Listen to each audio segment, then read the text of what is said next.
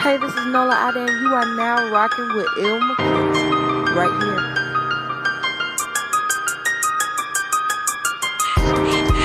Yo, what up, world? It's your man 504 Detroit. You already know every Tuesday and every Thursday I'm tuned in to the hottest radio station across the land, Quarantine Radio. They push it down and they play all the hottest new music. Let's get it. It's your boy Gabe, and I want to give a big shout out to Quarantine Radio. Make sure you check them out every Tuesday and every Thursday. And thank you for supporting my new single, Down Low. I want to hear that new soul-free wisdom on Quarantine Radio. Yo, what's up, man? It's the Kid Swift, a baby. Young Swift. One time for the check-in with my dog, my homie, Il McKenzie. Straight out of ATL, Georgia. You know how we rockin' out here, baby. Let's get it.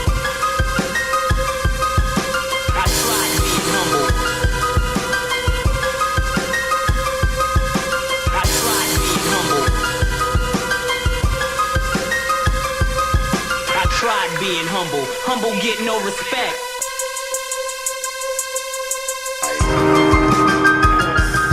Yes, it's your boy iDub once again with another edition of Quarantine Radio. I do apologize for the delay. We were having some issues with the internet, but I see a couple people coming in on the live broadcast. I just want to make this let this be known. If you have any issues with listening to us on the actual Facebook live broadcast, you can always go to quarantineenterprise.com and listen to the audio. Mute the Facebook live and just listen to the audio, because like the audio as far as the music comes very, very clear when you actually go to the podcast versus just watching this on YouTube. I mean, not YouTube, but my bad. But on the Facebook live, because the Facebook live you'll see everything come in on the actual. Okay, so someone did say it is coming in clear.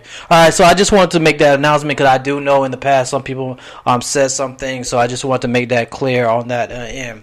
But as far as I've been letting everybody know about this business speed dating event that we actually helping together is everything. You can actually go. It is November 10th, and you can go to togethereverything.net /event. And then you will be able to see, this is for anybody that's trying to start a business, somebody that's in a business, trying to network with other people that's in business, or you're trying to help other people build a platform. If you remember back last year, I can't remember exactly what time frame, I actually interviewed Ty, the person that owns the website of Together Is Everything. And he's just a person just like us trying to help business owners or just people build up their brand. So it's like I know a lot of people heard of the speed dating where you try to connect with people and everything. This is for business owners to connect with other business owners. This is going to be in Durham, so if you're interested in that, go to togethereverything.net /event. And I'm joined by our two co-hosts, King Cancer. What it do? And Joy Diaz is actually joining us today as well. Angela said that she might come in a little bit later. I got to double check on that. And then we have our lovely guest right here, Sasha Nicole. Hey. All right, so we're going to come in, pick her brain a little bit after the music break. So let's tune in. Well, first track that I'm actually going to be playing is actually going to be the Fat Boy with Taste. This is the Fat Boy with Taste. I'm still waiting for him to release that music video that we actually did together. But this is the Fat Boy with Taste, all right? What's going on? This your man Fat, the F, the A, the T. You're now riding with Quarantine Radio. We got this.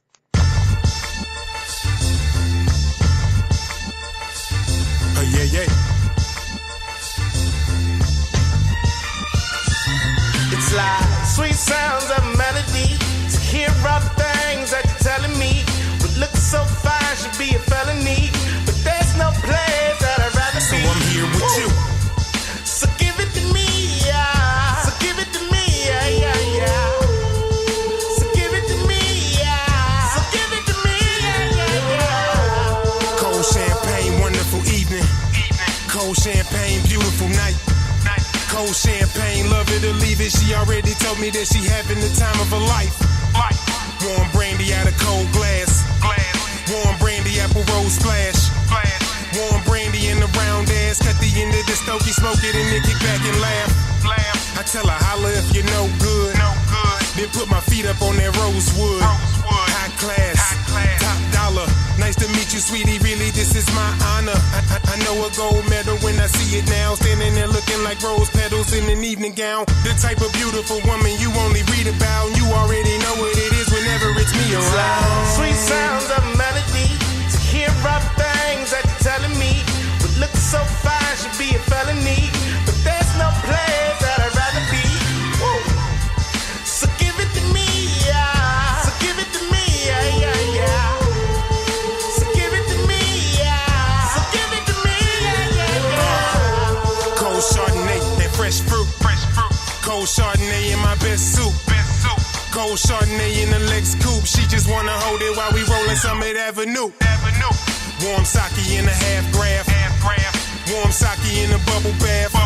Warm rice wine out of Okinawa. Can't help but notice cherry blossoms as we roll past. I'm with a diva that's pretty, you know. They gave me the key to the city, you know. And this wrist game 20 below. Cause I do it like nobody ever did it before. She call me Big Papa in a helicopter. I tell her word proper like a teleprompter. I showed her another lifestyle. So won't you turn the music up and cut the lights down? Like It's wow. loud. Sweet sounds of melody. To hear rough things that you're telling me. What looks so fine should be a felony. But there's no place that I'd rather be. Woo. So give it to me, yeah. So give it to me, yeah, yeah, yeah. So give it to me, yeah. So give it to me, yeah, yeah, yeah.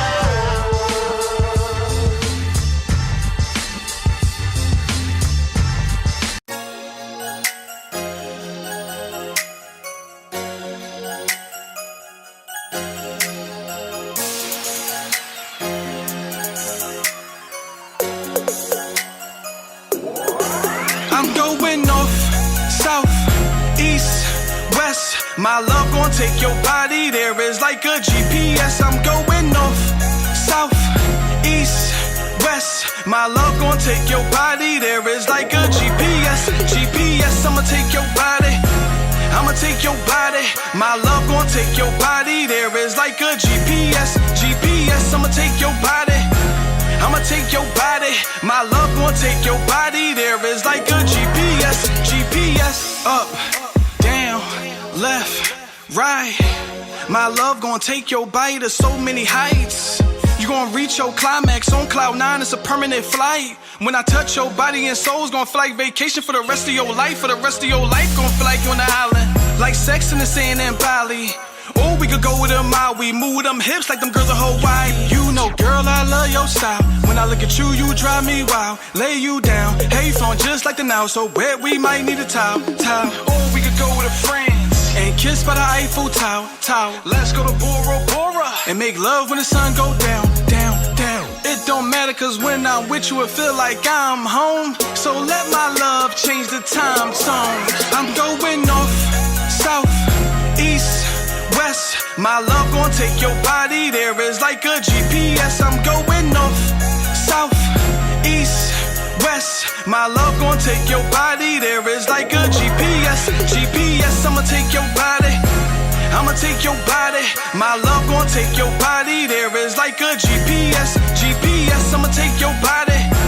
I'ma take your body. My love gon' take your body. There is like a GPS. GPS, let's go to the motherland and hold hands in Cape Town. Hotels in Fiji, see the fishes while we lay down. Let's go to China or maybe Japan. Let's go to Italy, we can turn it to a playground. We gon' ride.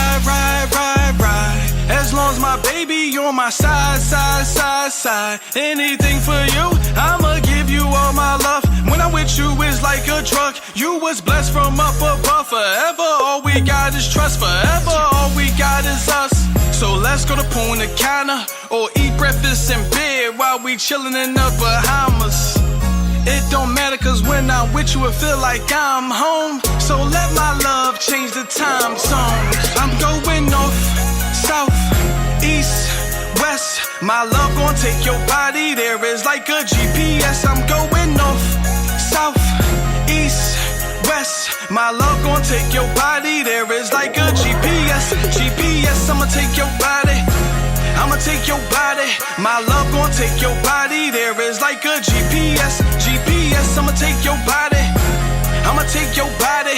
My love gon' take your body there is like a GPS. GPS.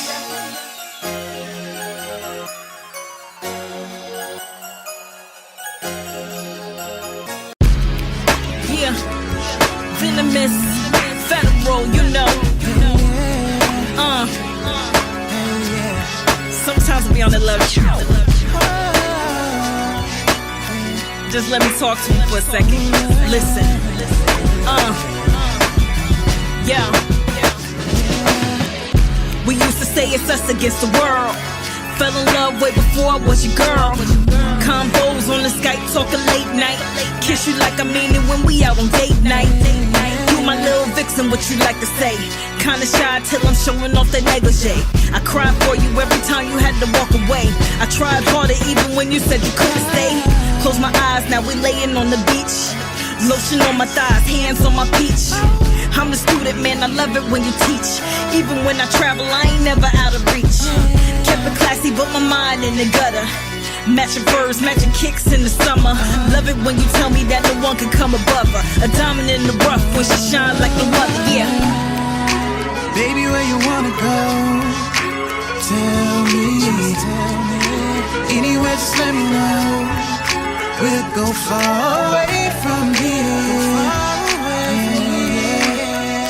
We'll make everything alright. Baby, where you wanna go? Tell me. Anywhere, just let me know. We'll go far away from here. Far away. We'll make everything alright. You always used to say I was your goddess. I don't share much, but I kept it honest. Kept me smooth in the water, so I'm polished. I ain't never stressed, cause you kept me well acknowledged. Was thicker than the thieves in the night. More than just your hand, played your left and your right. Living like a movie where we flying through the night. Fresh out the gate, chicks is rude out of spite. And I ain't even noticing the bras. I'm snapping passports, collecting my awards. Busy trying to make my ends and open doors. Texting from my show when I'm out on all these tours. I never seem to think that it would end. Signals getting crossed, now he mad at me again. No matter what, I just hope you comprehend. Daydreaming on this flight, wish that I was home again. Come on. Baby, where you wanna go? Tell me. Anywhere, just let me know. We'll go far away from here. Far away. We'll make everything alright. Baby, where you wanna go? Tell me. Anywhere, just let me know. We'll go far away from here. Far away. We'll make everything alright. Yeah. Venomous, Lil G. Tell me what you want, babe. You know. Anyway, just let me know. Sometimes it's like that. Far away from here. Yeah. We'll make everything alright. Talk to him.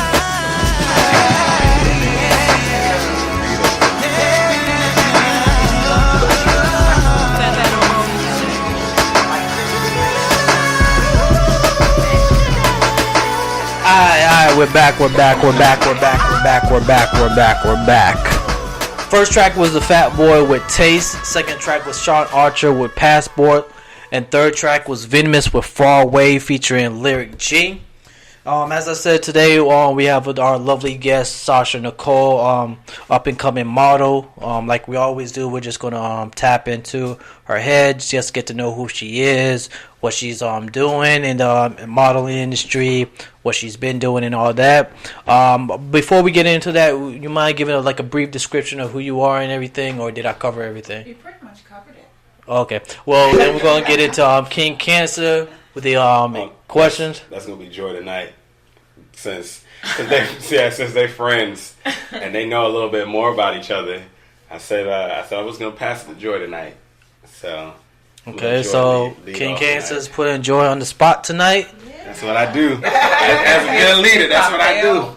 My leader. I'm sorry, my one who wants to be the leader. You said it right. My leader. He passed it. He was being so gracious and kind tonight that he passed it on to you. Whatever.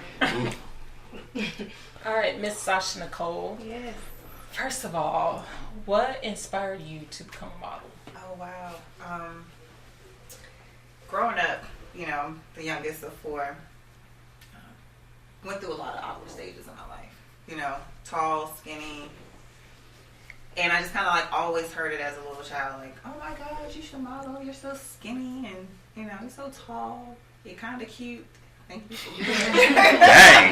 Not you're cute. You're kind of cute. I was awkward. I was weird. Most models, they're weird. Not all of them are drop dead gorgeous. They're weird. So I was, funny shaped head, big ears, tall, brown, and, I was a tomboy. I was no, I don't want to do that. I don't want to do that. And it wasn't until I actually moved to North Carolina from Florida. And I needed an outlet. My mom was you got too much free time on your hands. I need to put you somewhere. She actually had a conversation with one of my counselors. And my counselor suggested it. I think she should model. She would be good at that. She's beautiful. So mom was is that what you want to do? I was just I'll try it. And she put me into Barbizon of Raleigh. Which was kind of cool. I met a lot of people. The stuff that I know now, I didn't learn from them, unfortunately. But opened up a lot of opportunities. I got the time then to travel to California, went to New York. But my mom, she really wanted me to focus on my school. She was you're traveling too much. You're doing too much. If they really want you, they will wait for you. And want to finish high school, finish college, and wound up meeting Joy, and she kind of tapped me back into it, She was you can't waste your talent. And she kind of just introduced me to some people, and it just taken off ever since.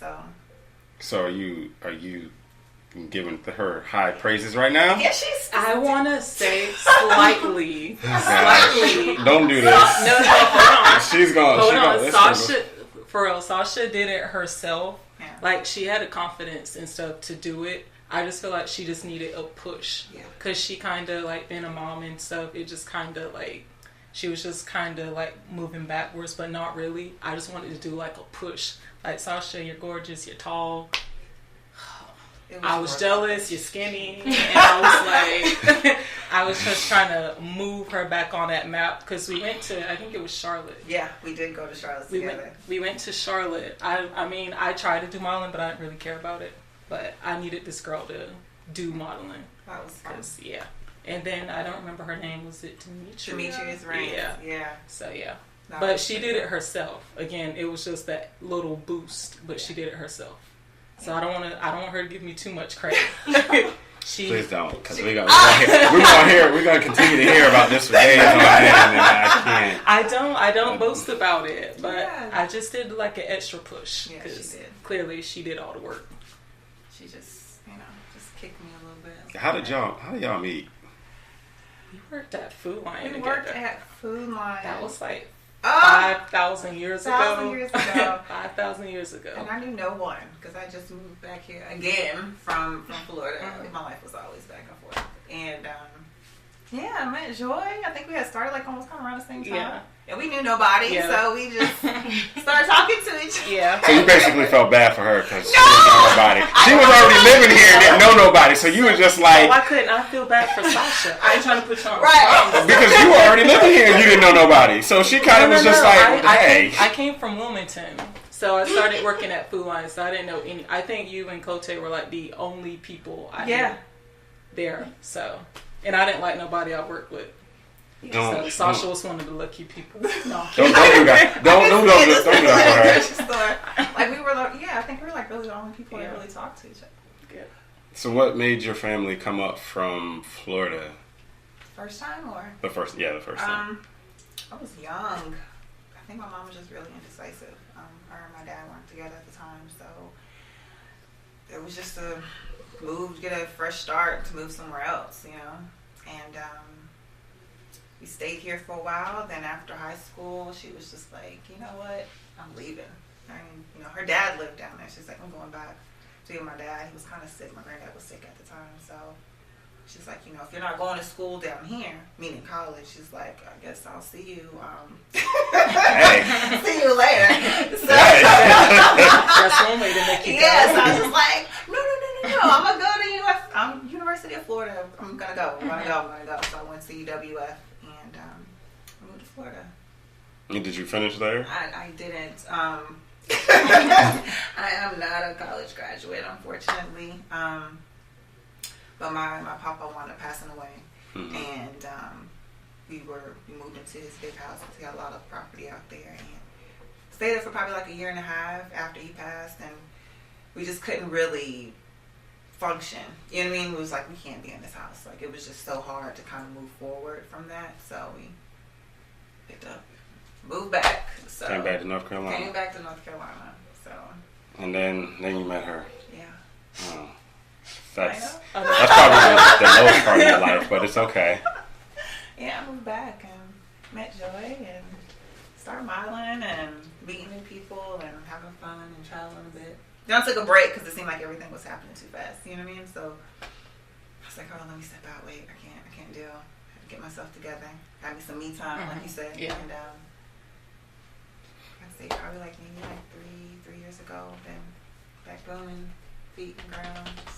So was it, I mean, how difficult was it getting back into it? I thought it was going to be difficult, but it wasn't. I remember actually I made a post on Instagram, and because we already talked about that, I kind of like went underground for a little bit, and I just posted just a regular selfie, and I was just like, I'm back at it, you know, my little Kim, and and like my inbox just got flooded, like, where have you been? Like, I'm ready to work. Let's get this shoot done. You know, can you be here? Can you be here? I was just like, oh my gosh, I didn't know, like, people actually loved me like that. You know what I'm saying? Like, so I just started jumping back in the studio, doing shoots, and landed on a couple of magazines, and just kind of just kept going. So it's good. Yeah. Well, I know you say you like you're teaching people how to be models and stuff like that. How's that going?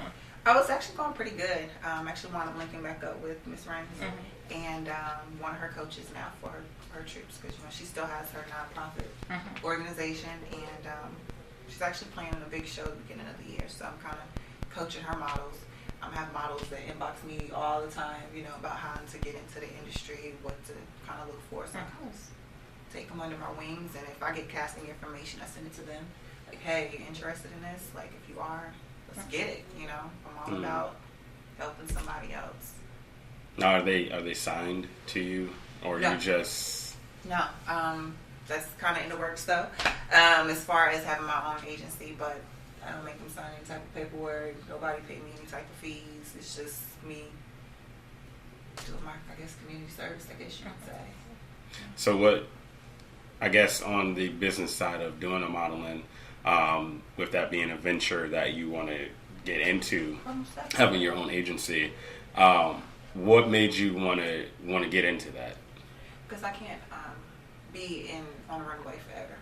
You know, and I know there's a time cap on that, and it is very time consuming as far as fashion shows. You want to set all day to only hit the runway maybe like for a total of 15 minutes, maybe, if that. It's very tiring, and just to know that there's other models out there that want to be in that position, and there's things that I know that they don't know, or I can be that helping hands to kind of get them into the door. I mean, why not? You now starting that process, how difficult has it been? I wouldn't say it's too difficult. It's only with the models, in a sense. Like, sometimes you have models that really are not too sure what exactly they want to do. So they'll say, yeah, let's do it. And then when it comes time, they kind of flake out. And I mean, it's just, they have to be consistent. They have to have that drive, because it is a lot of hard work. Modeling is not just being cute and knowing how to take a cute selfie. You know what I mean? It's like, it's a lot of grunt work. hearing a lot of no's, getting tough skin, Mm-hmm. and just putting that work in. So, growing up and doing that, what was some of the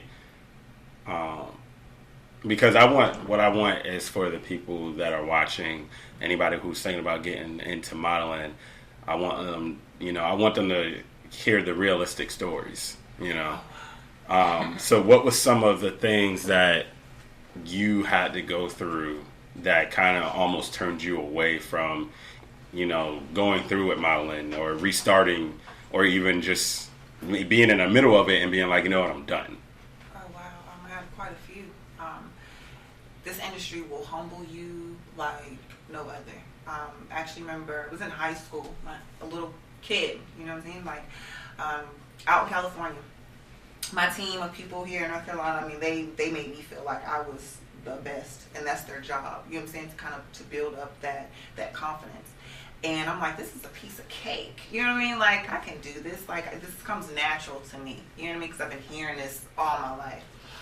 And I'm out in California, I'm toned up, mind you, high school, been in the gym, slimming down, and do my little thing. I'm out there for like a week and a half.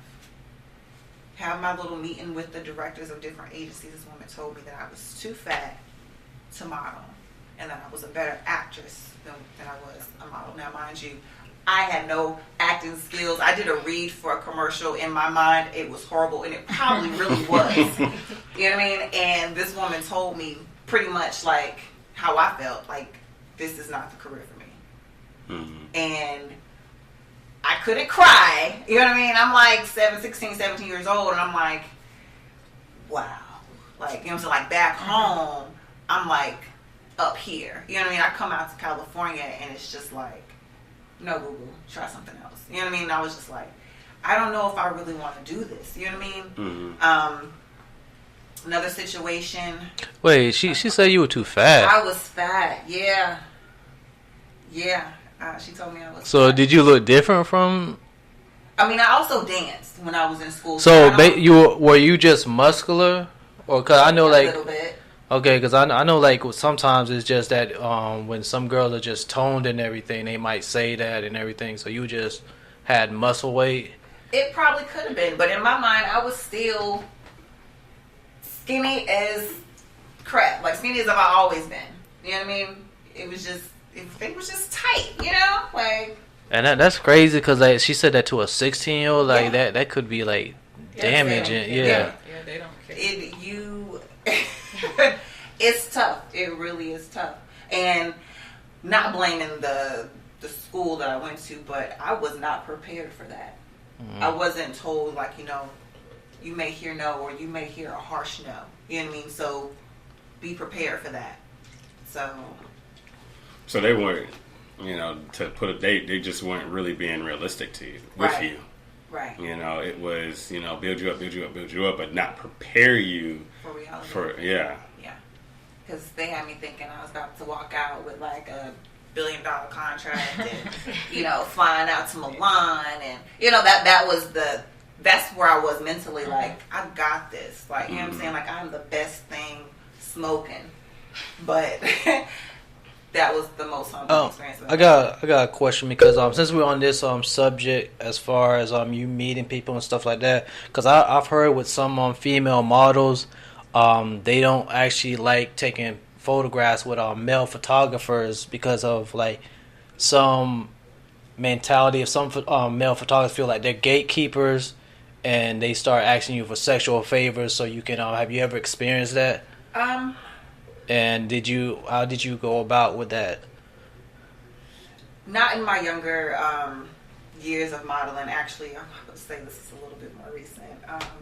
I'm not gonna name drop, but I did have a photographer like constantly like advance at me, like to want to actually date me, like take me out and do stuff. I'm like, no, I'm just here for work. I just want to do this shoot, and that's pretty much it. You know what I mean? Like, just like, no, I mean, you're just so beautiful. Like, after everybody leaves, we can still shoot this, that, and third. And I'm just like, oh gosh, no, like, this is not gonna work. You know what I'm saying? And it was for a huge event, and I'm just like, oh my gosh, like, I I don't want to be too mean because I want to make sure my images are, you know, for all the advertisement for this event. Like, I was kind of stuck between a rock and a hard place, but I just, you know, shut it down nicely. But it was real aggravating. It does happen a lot. So as far as like, because I know you say you're coaching, like, do you tell the young models stuff like that, on like how to actually approach it and everything? Almost definitely. I always suggest never to go to shoots alone. Never. I had a good girlfriend of mine that will go with me to every casting, every photo shoot that I went to, especially if it was someone I've never worked with before. But I definitely encourage, of course, minors. Your parent has to be with you at all times, because it's just, sadly, we're in a day of age where it's just not safe. People can be a bit disgusting in this industry. Yeah, the reason why I asked is because, like, I interviewed one photographer last year, Shanita, and she was just telling me that, like, she has some female models always come up to her and say, yeah, I'm glad that I met you, some of the male photographers in North Carolina, this and that, and stuff like that. So I was just seeing if you have experienced that in North Carolina as well. I don't want you to name drop or anything, but yeah. It does exist. It definitely does. So coming out of something like, you know, out of that situation, how does that make you? What does that do to your psyche? As far as going to like the next, going to work, do the like the next photo shoot. You just kind of have to know like what your job is. You know what I'm saying? And not these photographers or casting directors. I mean, you have to know who you are as a person. You know what I mean? You have to know what it is you want, and you have to figure out like how do you want people to know you. You know what I mean? Like, I don't want to be able to be like the next big thing because I slept with this director to do this show. You know what I mean? Like, because for one, that's out of my character, and two, it's like I don't want nobody hanging that over my head. You know what I mean? I don't want them to feel like, oh, I own you. You know what I mean? Like, some females, they do, or males, they take that route. But that's just not my thing. Okay. So, now getting back into when you first started modeling, how did you know what your style was when it came to modeling? Because I know, like, a couple weeks ago, we had interviewed another model, and one of the things that she was saying was the type of photo shoots that she does. It's like she doesn't do anything that's like really revealing for her. Like, she doesn't do anything like that has her like half naked or anything like that. So how did you figure out what your style was, and has it changed as you've gotten older, or is it still the same? It has changed just a little bit. I do more like just for comfort. I know in the beginning I was doing all of these, I like to call them Barbie doll shoots. Everything was just so prim and pretty and, you know, just perfect stilettos and nice dresses and just glam makeup everywhere. And just thinking about me in real life, that's just really not me. I mean, I don't walk around in stilettos 24/7. I'm actually more comfortable in my combat boots. So I just kind of, now I just put a little more of me in my shoes. Now I have a lot more say-so in what my look is now. A lot of times you always see me with the big hair. I love big hair. Like I said, my boots, I love hoodies, big shirts like this. I mean, I try to doll it up, make it cute a little bit, but my style is just a little bit more, I guess you can say, urban. Mm-hmm. So how long was it before you got to actually have that say-so in your style when you went to the photo shoots and stuff? Oh, it took a little while. I definitely say that because I definitely had to start making a name for myself. About 3 years ago is when I started having a little bit more input into my photo shoots. Because it's me. I am my brand. So I'm starting to voice that a lot more now. Now, if I'm doing something for a specific designer, then of course it's what he says or she says because it's their look. I'm just a mannequin at that point. Mm-hmm. So. Has it ever gotten to a point where on a photo shoot or even doing a show that you and the designer or the casting director like got into any type of altercations or anything, and you was just like, I'm not doing this, I gotta go? No, I've never experienced that, and I hope I never do. Never. Okay. Look at me taking over Joy's interview. I'm just watching. Go right ahead, Brian. Is there any advice that you got from being in the modeling world that you keep with you?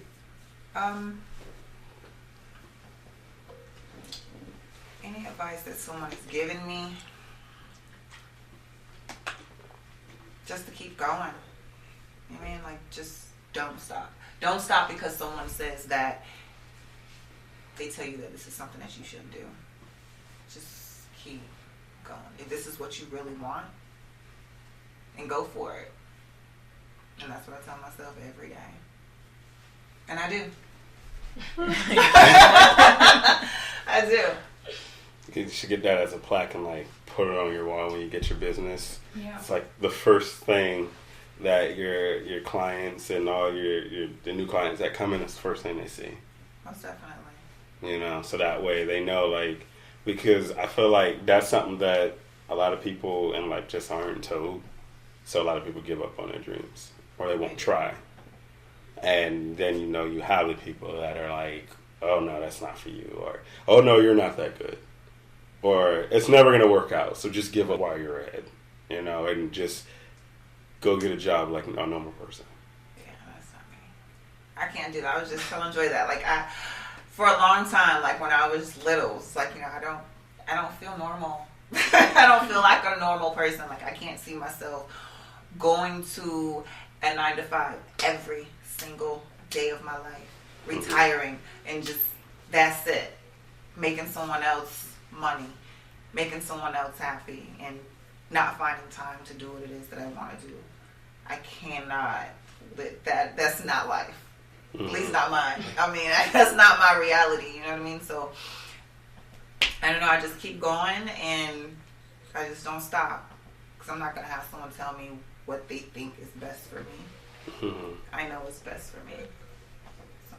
Now, did you have anybody else in your family that was into just anything, modeling, music, acting, sports? Oh yeah, it was a pretty big active family. My sister Enchantra, she actually modeled for a little bit. She's like 5'5" on a good day. She said on a good day. On a good day. That's short. So she did a little modeling. She actually, I remember 1,000 years ago, her and one of her best friends, they did some like little local show where they did like videos. I guess they played like videos, sort of like, you know how what's it called, like In the Basement. That used to be on BET.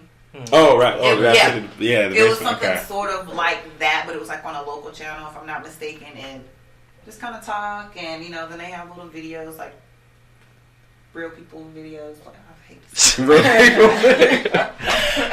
Oh man, real people videos. So where they shooting fake people videos at? You know what I mean? Like videos that was already being played on TV, and it was like a little show, you know, and it was a little inspiring. I was like, oh my god, my sister's so pretty, you know. But I was still tomboy running around with my brother. He played football, you know, so I'm playing 2-hand tag with them, climbing trees and going down dirt roads on bikes, and you know, not no prim and proper stuff.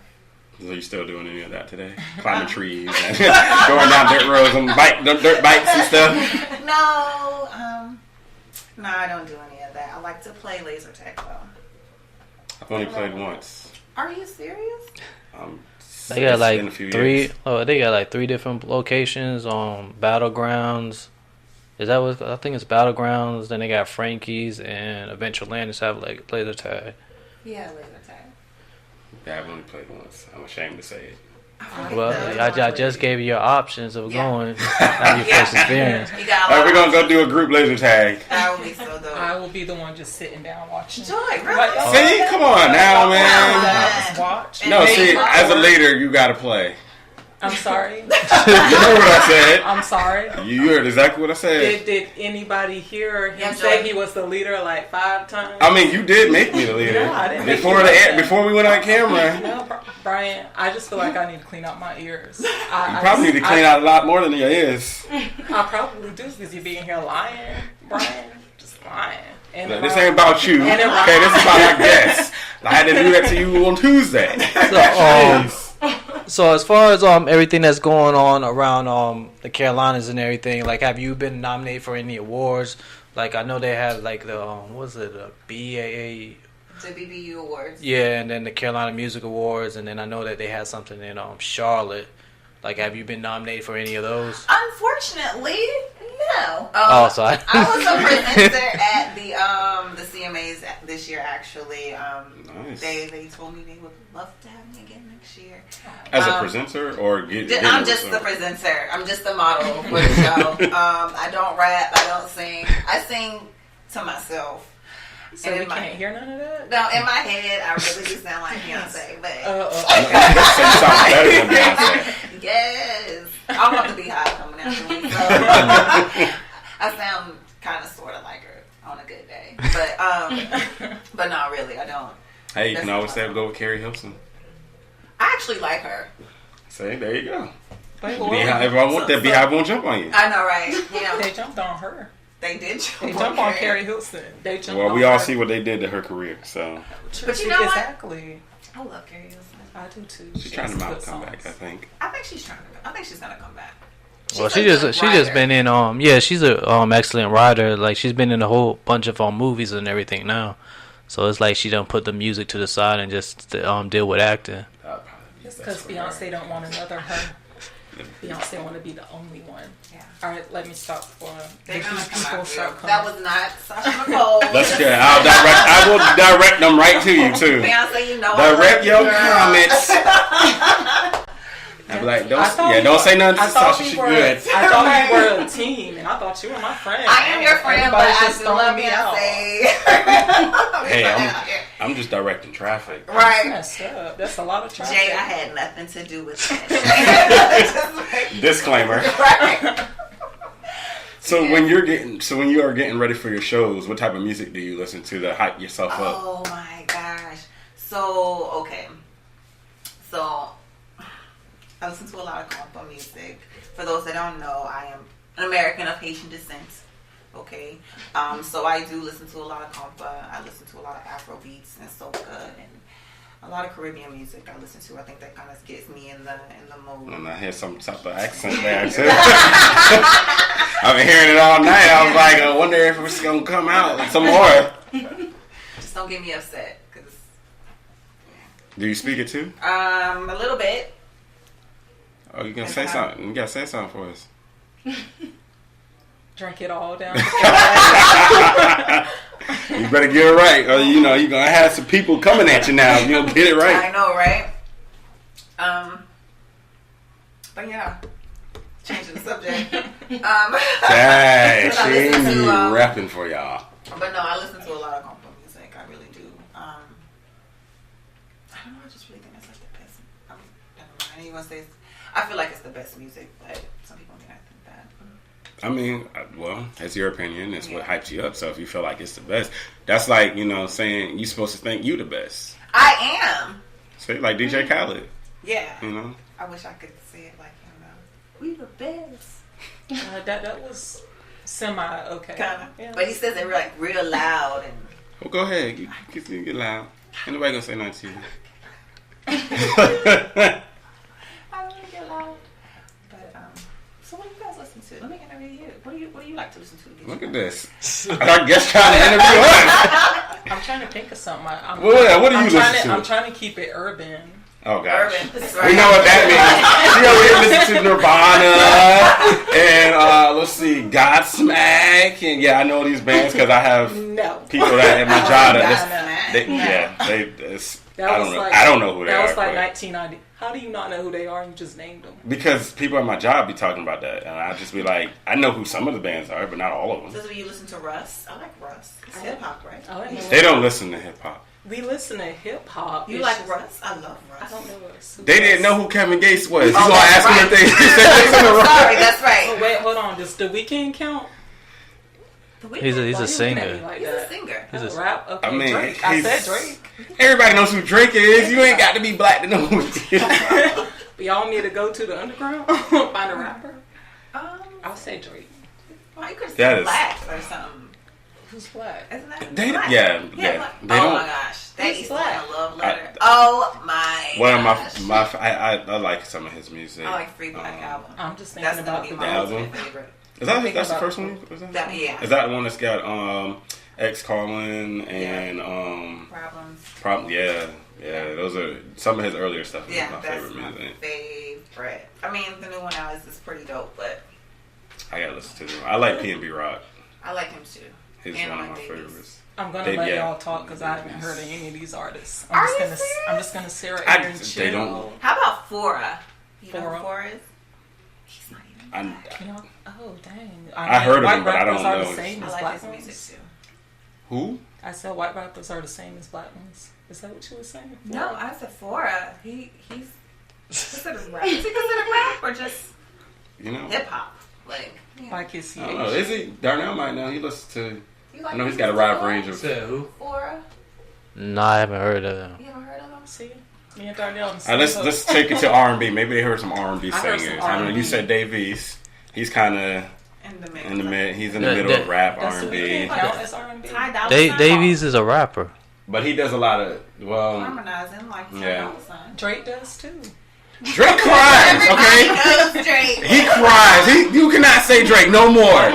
No. He sings and raps. We're taking him off the table. Yes. Okay, y'all. It's His gonna take birthday off. was just the other day. Happy birthday, Drake.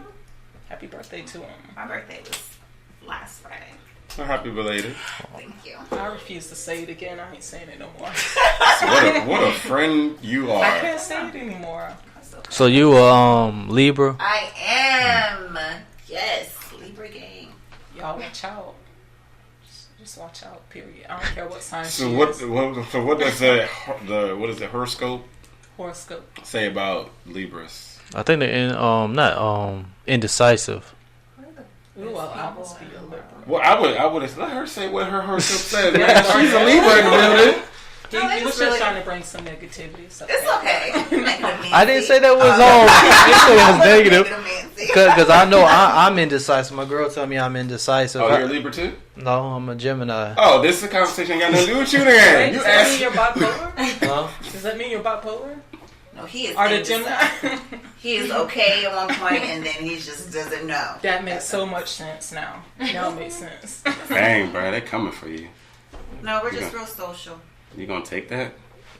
I mean, I do got multiple personalities. Oh, see, he's admitting it. See, you're not supposed to admit that. I know my fault. Some people tell the truth. Don't give them the power. Some people tell the truth, Brian. Unlike you should try it. I know. You should try it. Brian, do you have a problem with mine? No, I'm a Cancer. We're just petty. Hell. We're just petty. I was told. I've heard Cancers are emotional. Ooh. We are.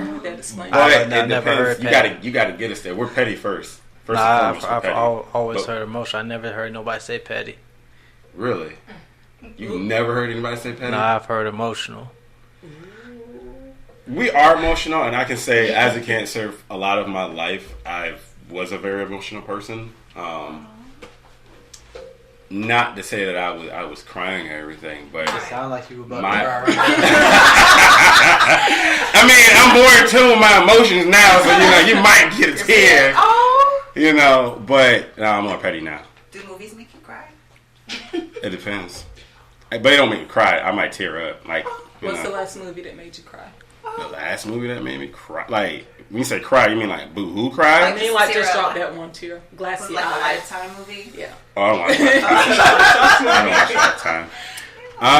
The last movie that made me tear up, you know what? I don't know. It's been a long time. I mean, when I say that I'm more in tune with my emotions now, it's more or less that if I feel some type of way or certain type of way, I'm going to talk about it.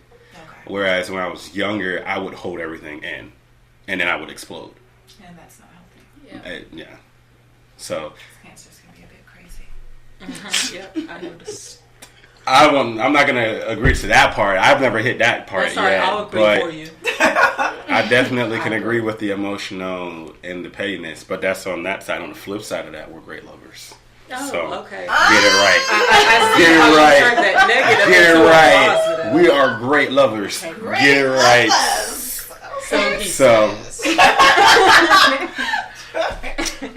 Joy, your son. I'm a Taurus. We're stingy. I'll admit it. I won't deny it. I don't like sharing. Hard-headed. That's what everybody knows. I've had some experience. What'd you say? Yeah, hard-headed. It's real. It's Clearly, this one is I love you, hard-headed Joy. and stubborn. I love you, Joy, but I dated a Taurus.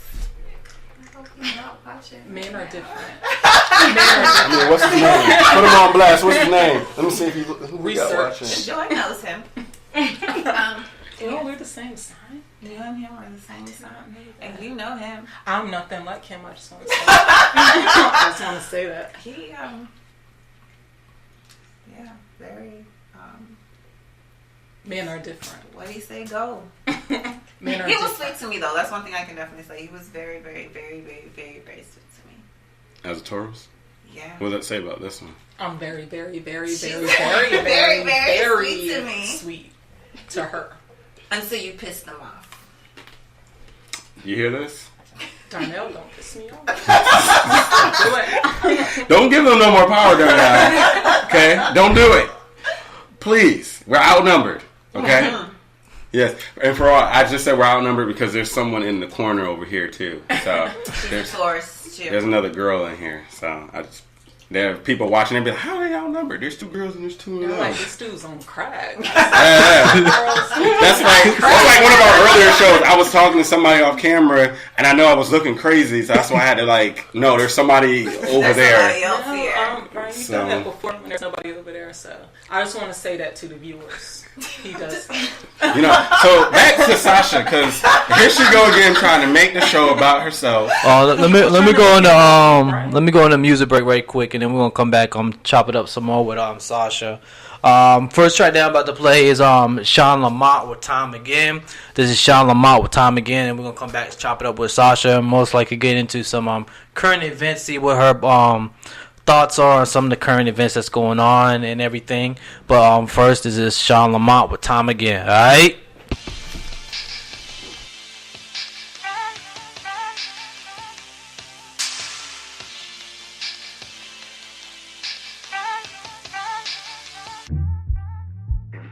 Nowadays we're fussing too damn much, making it so stressful, ready to give up on love. How would you feel? Yeah. But never mind, I dropped 10K on the ring. Still there wasn't enough, it's such an ungrateful thing. How could you deal? Yeah. Even the nights I would get on my knees just to pray to find a way out, I'm wondering, how could this be? Still I say time again. Up and down, back and forth. Now we're back from lovers to friends. I never ever keep a secret from you. No friends will come between us. Girl, I'll adore you. Time and time again. Up and down, back and forth. Now we're back from lovers to friends. I never ever keep a secret from you. No friends will come between us. Girl, I'll adore you. Stay saying what the haters say. Used to love and war, now we hate on these things. You stay playing after we're done. But never mind, I dropped 10K on the ring.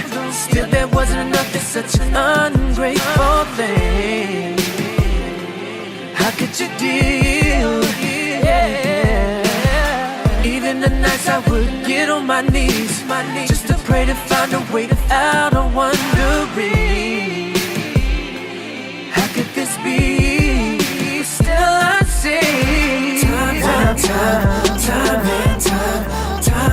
time again. Up and down, back and forth. Now we're back from lovers to friends. I never ever keep a secret from you. No friends will come between us. Girl, I'll adore you. Time and time again.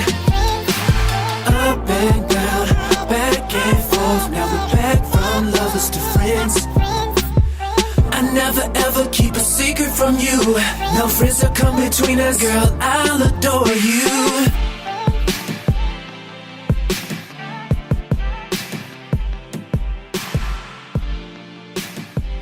It's your boy Gabe, and I want to give a... Hey, this is Keisha Love.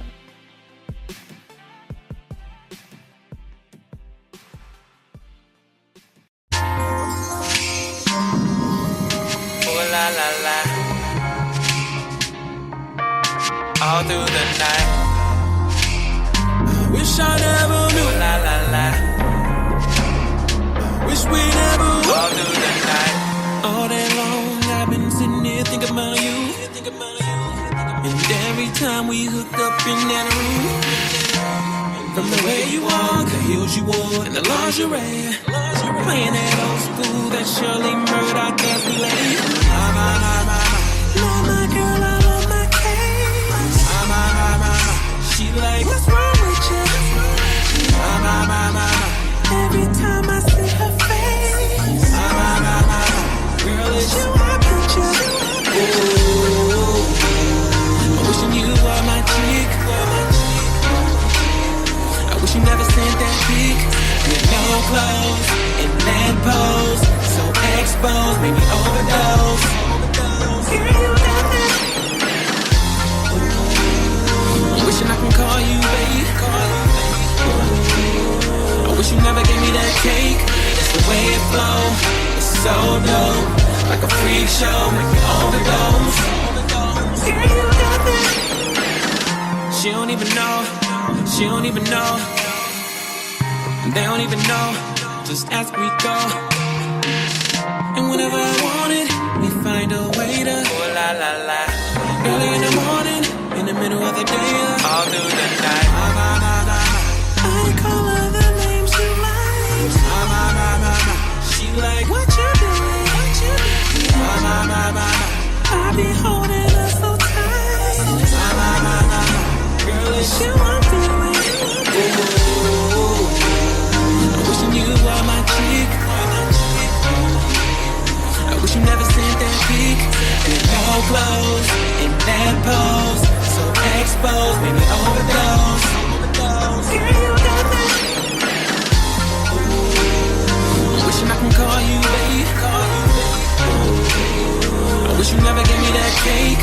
It's the way it flows, it's so dope, like a freak show, make me overdose.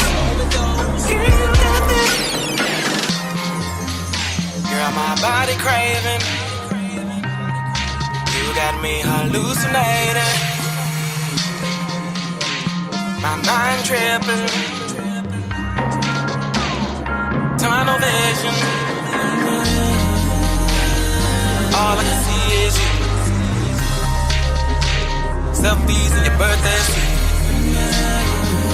I'm intoxicated, all off track.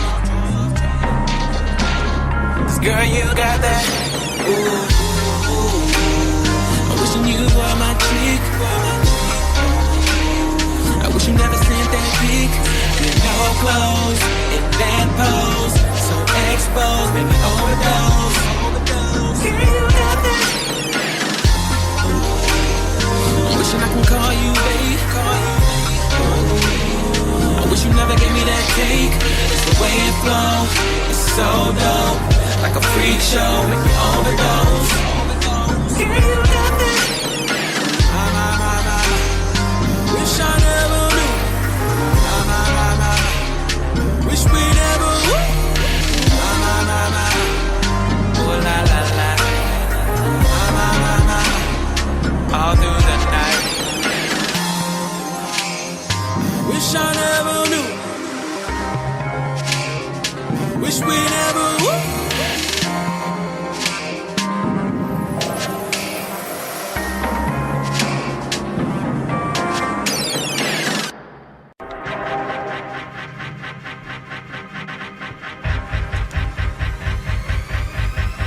Girl, I've been up for 3 days.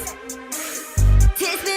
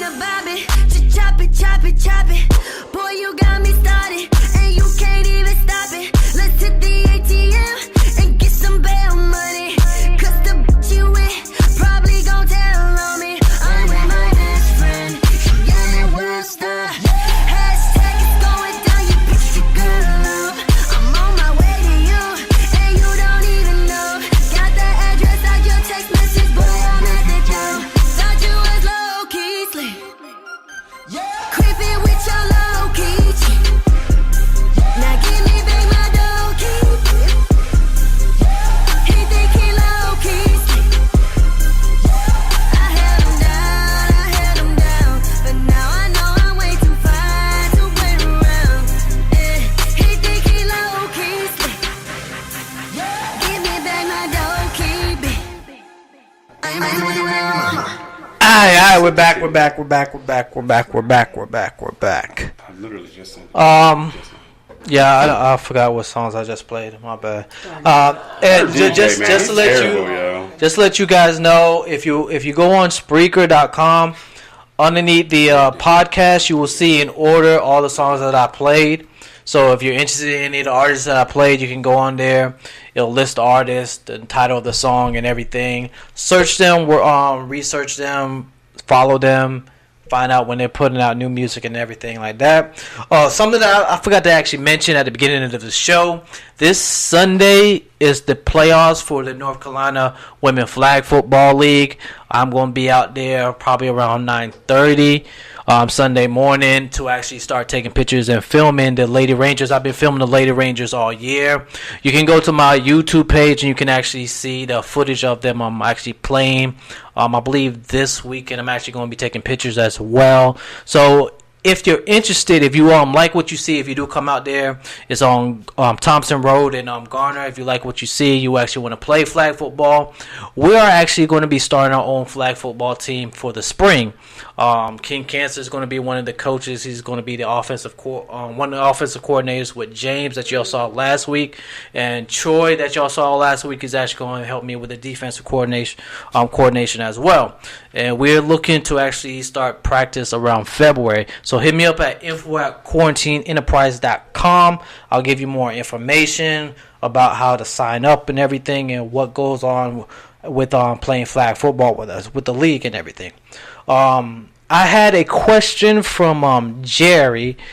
He asked, what is the most exotic place that you have taken a photo shoot at?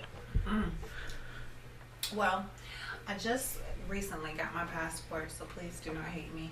So I am looking forward to taking photos in actual exotic locations, but just here on the East Coast, nothing too major. A lot of in studio or just outside random places. Nothing exotic as of yet. Well, that's the one. That's the one thing good about photo shooting and everything. Like you can make like a low key place look exotic and everything. Because I know there's one place that actually did a music video. I forgot where exactly it is, but they had a waterfall and everything. And like you know which one place I'm talking about? Yeah. So like if you angle it the right way, it actually looks like So it all depends on the photographer and everything. They can make places look certain ways. Cause like I've seen some photos, and I hit up the models like, "Yo, where did you shoot at?" And they were like, some location in Durham or something like that. I was like, what other places like have you shot outside? Have you shot out any places outside of North Carolina? Almost definitely. DC, Virginia, Atlanta, California, New York. Pretty much the majority of the East Coast. Not too much in Florida. A little bit on the West Coast. I'm making my rounds. So have you gotten to that level where people ask to shoot with you and they put up your hotel and everything, pay for your traveling? Almost definitely.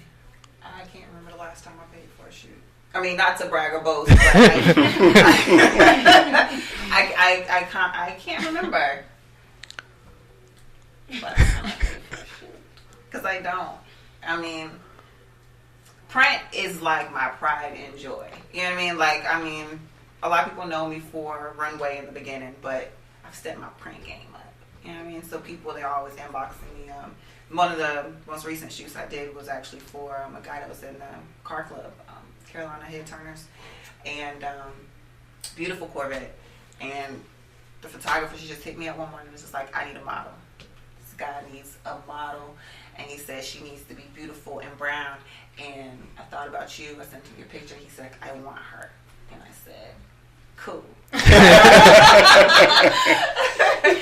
And I just said, he didn't have a preference on what I wore, and in my mind, I'm like, so what does he want? Like, I know it's for a car club. I've seen some car magazines, and girls, they all, kind of exposed a little bit, but that's just not what I do. So I'm like, what does he want, though? What is his preference? What is he looking for? And it's like, he wants to see like black chick with money, or this chick that's really like advertising this car, like car show girl. He was just like, nah, black chick that got some dollars. I said okay. So in my mind I kind of channeled what's her name, the guy that plays soccer, Beckham. Victoria. Love her. So I was just like, I got the perfect outfit. It was something simple, but it was just clean and it was very cute. Little Banana Republic shorts, nice little blouse. Then I had to put on my Jessica Simpson heels, most comfortable shoes in the world, I may add. And I just tore it up. Yeah. And it didn't take that long. Got the image in like the first 2-3 clicks. Then I was just having fun. So you said that you have preference as far as what shoots you won't do? Yeah, I've got a preference on shows I don't do either. Because I can't do everybody's show. Because I have to be careful as far as like my brand, like what I do, I don't do like nude stuff. I don't do like risque stuff. Like I'm not a XXL magazine model. I just, that doesn't feel comfortable to me. You know what I mean? So stuff that's tasteful. I can do implied nude. Yeah, that's what I was just about to ask you about implied nude. I know you said, because I know there's a difference. Very big difference. So, well, for those who don't know the difference, let them know what the difference is. Well, it would look as if I am nude, but I'm not naked in front of the photographer. And the posing would be more of not Playboy, like, exposing everything, but more like conservative, if that makes sense. Okay. Where has been your favorite place to shoot at? I like to shoot in studio. Favorite, well, I could just say my favorite, I would say favorite photographer, I guess you could say. We've done a lot of great work together. Would be Miss Tori McCoy. Miss Tori McCoy and her studio is like one of my favorite places to shoot. And it's always because she has so much stuff like to kind of choose with and get creative, and it's always different every time I go in there, and her mind is kind of just like mine, and it's always magic. So do you have any models that you might model yourself after? Because like I know growing up I loved Giselle Bundchen. So like, is there any model? Yes, two actually. Sometimes I channel Cynthia Bailey a lot in my mind, especially like when she's wearing her big hair, and also Miss Naomi Campbell. Yes, she's my pride and joy. And they got the same attitude. I ain't throwing the cell phone on set. Please don't. Let's not get to that point. It might be coming. She right here. That's okay. I hide behind the speaker. And also, like, so, because I hear a lot of stories with celebrities, like, when they're doing work, they kind of shut down and turn into this other person depending on, like, the photo shoot. So, have you done that? Like, or you got to play a character during a photo shoot? I mean, well, when I'm shooting, no. I like to have as much fun as possible. I think it makes the images come to life in a sense to have authentic energy. You know what I mean? So, no, I don't think I turn diva-ish. I mean, I do, like when I'm doing shows, like fashion shows, I do get in a mode of, okay, it's time to be serious. It's no time to be playing. So I may be perceived as a little bit of a diva, but, because I'm not too, like, overly talkative. I'm just focused. Because shows are a lot different. Mm-hmm. So. Okay, and what can't you live without, like, in terms of, like, a makeup product or clothes or something? Clothes? Or, like, It's like there's a lot of those. What's something that you gotta have in your purse? Oh, in my purse.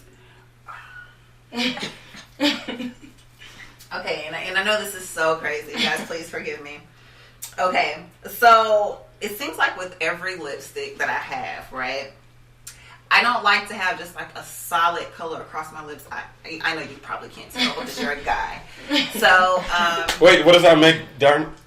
Dang, boy, she came for you again, son. No, I did not. I'm just again, because do that. Brian. He's not my friend tonight, so I'm trying to play. Dang, Brian. But there's this. I kind of like the. You really can't tell the brand anymore because I use it all the time. But this shade, which is, I don't know how to pronounce it. Anyway, this shade I always wear like on the inside of my lip, regardless of what bold or nude color I have on the outside. I cannot live without this because I just don't like one solid colored lip. So as far as makeup, I always have to have this, and also my clear lip gloss. Let's see. I love Outshine ice cream. Well, non-dairy ice cream. I was thinking about the popsicles. Yeah, and they have it in a little pint size now. I didn't know that. Yes, and it's so good. It's addictive. Clothes. I can't live without my my combat boots. I love my combat boots. Yes. I'm sorry. I was trying. We gotta get you to move forward because you're like completely off. I still thought it was not sideways. I said move forward. Brian just wanted you near him. Ooh. See, I didn't say all that. Don't start nothing. I mean, that's still kind of sideways. I don't know. Darnell might have to move the camera or fix it somehow. I don't know. I tried. James was complaining. I know. I saw. Oh, you didn't say nothing. You know, James gonna have bars for you if you don't talk back to him. But you already know why I can't say nothing. Is he gonna send like a video voicemail? Bars. There we go. Yeah, like right. James said that's okay. There she go. Hi, James. Oh, he hasn't written back yet, but he'll say something. I guess if he's usually at work. He's one of our other co-hosts. Yeah, the other coach for the flag football team as well. Yeah, he was up here last week. Helping y'all with that. Sorry to hear that. I'm trying to say they're gonna lose. James, Joy, you know he got bars for you. Don't do that. He always do. Bars. I wish I could play. I used to play two-hand tag though. So you don't really? We're looking for some people to play. If you guys, Nope. We're gonna talk about this off camera, though. We're gonna do this off camera. We're not gonna do this right now. We're gonna do this off camera because can't have you turn us down on camera. Oh my god! But as far as like did y'all have any more questions before we go to like in current events for anything we didn't cover? I think we pretty much covered everything. Just keep a lookout on my all my social media accounts to kind of see where I'm at next. Actually, I'm doing a show this Saturday. It's going to be in Graham, North Carolina. It's like a fundraiser event. I have more information on that on my IG a little later tonight. Text me, I'll be there. I'm like, in Graham. Oh, yeah, you have to. There's actually I was notified about a designer from out of New York that's coming down. Apparently, they've been talking about this fundraiser in New York. It's been all over the New York Times, so I'm honored to be a part of this show. I'll hit you up about that so you can come. I'll be there. Yeah. Wait a minute. What about us? I mean, you guys are more than welcome to come. Jeez. I guess we're just not even here no more. First you came at dang. Now I'm being treated wrong. She did not come at Darnell. You stop her. James said hola. Hola. And he also told Joy, he said he got bars. Bars. Don't catch them. Catch him, James. Uh-oh. Don't catch him. Alright, so the first thing that I actually want to talk about, since we have more females in the room and everything, there was trying to find out the best way to describe this young lady. Can I do it? Because I have no filter. Go ahead. Let's hear about the white girl. No, go ahead. I'm listening. So basically, there's a black girl that claims that she's white. She was on Dr. Phil. I keep hearing about this girl.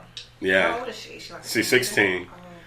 Oh, God. Her mom was married to and back me up if I got the story wrong. So her mom was married to a white man. and right after he died. Yeah, she told her daughter and her son that he wasn't really their father. So the son, he pretty much fine. He knew he was black. But she was just like, okay, well, I'm white, and there's nothing else that you can tell me. So she doesn't like black people, period. Like, she says black people are ghetto, thuggish, monkeys, gorillas.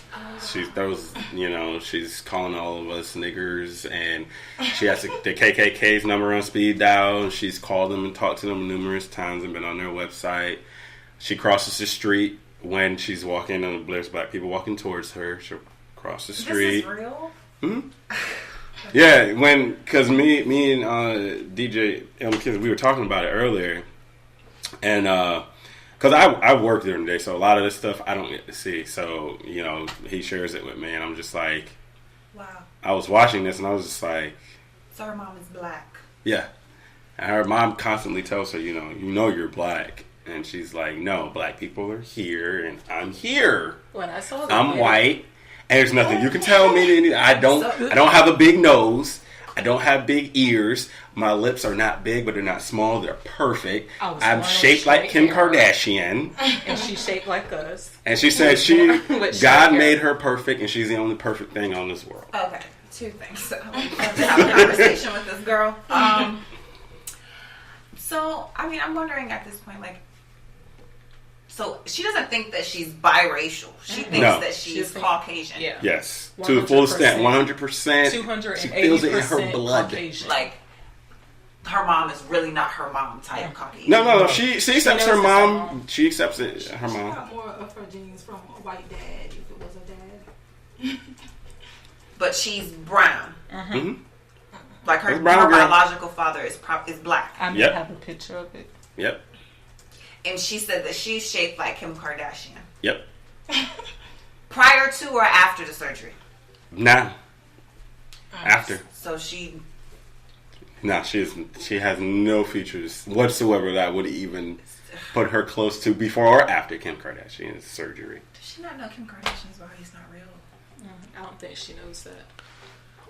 The question that I had, because so back to the question. Right for this girl. Yeah, because y'all are black women and everything. Like I don't know. Not black.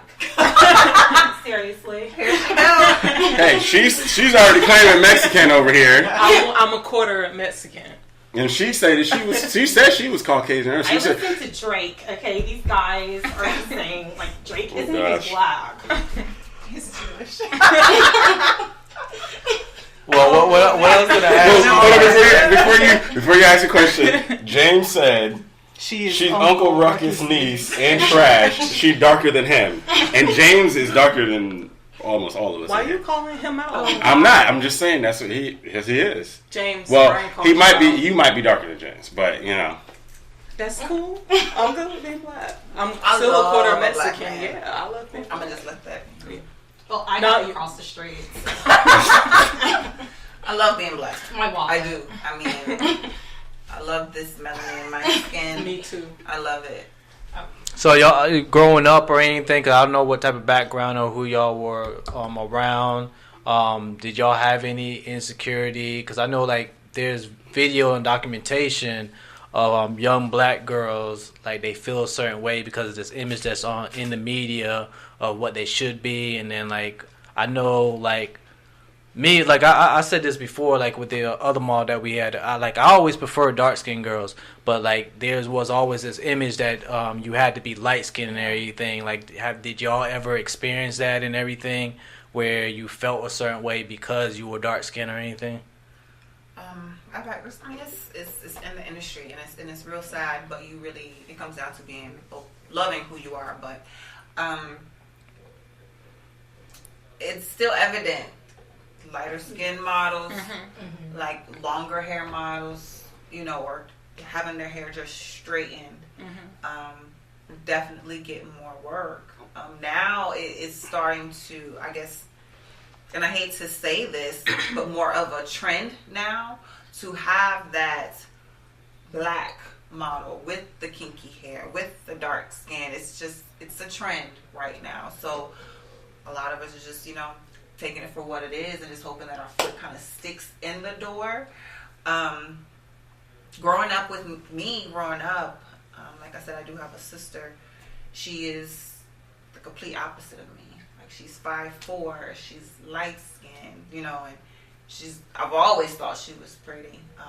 I did get picked on for not being curvaceous because I've always been real slim. So the whole body image thing has always been an issue, but I've kind of gotten over that hump as I've gotten older because I love me some me. But this whole color thing, like I said, it goes back to just loving yourself. It's horrible. I think it's very disgusting. You got people out here bleaching their skin, for instance. I'm sorry to change the subject, but Spice. I'm not sure if you know who Spice is. Yeah, she's dancehall.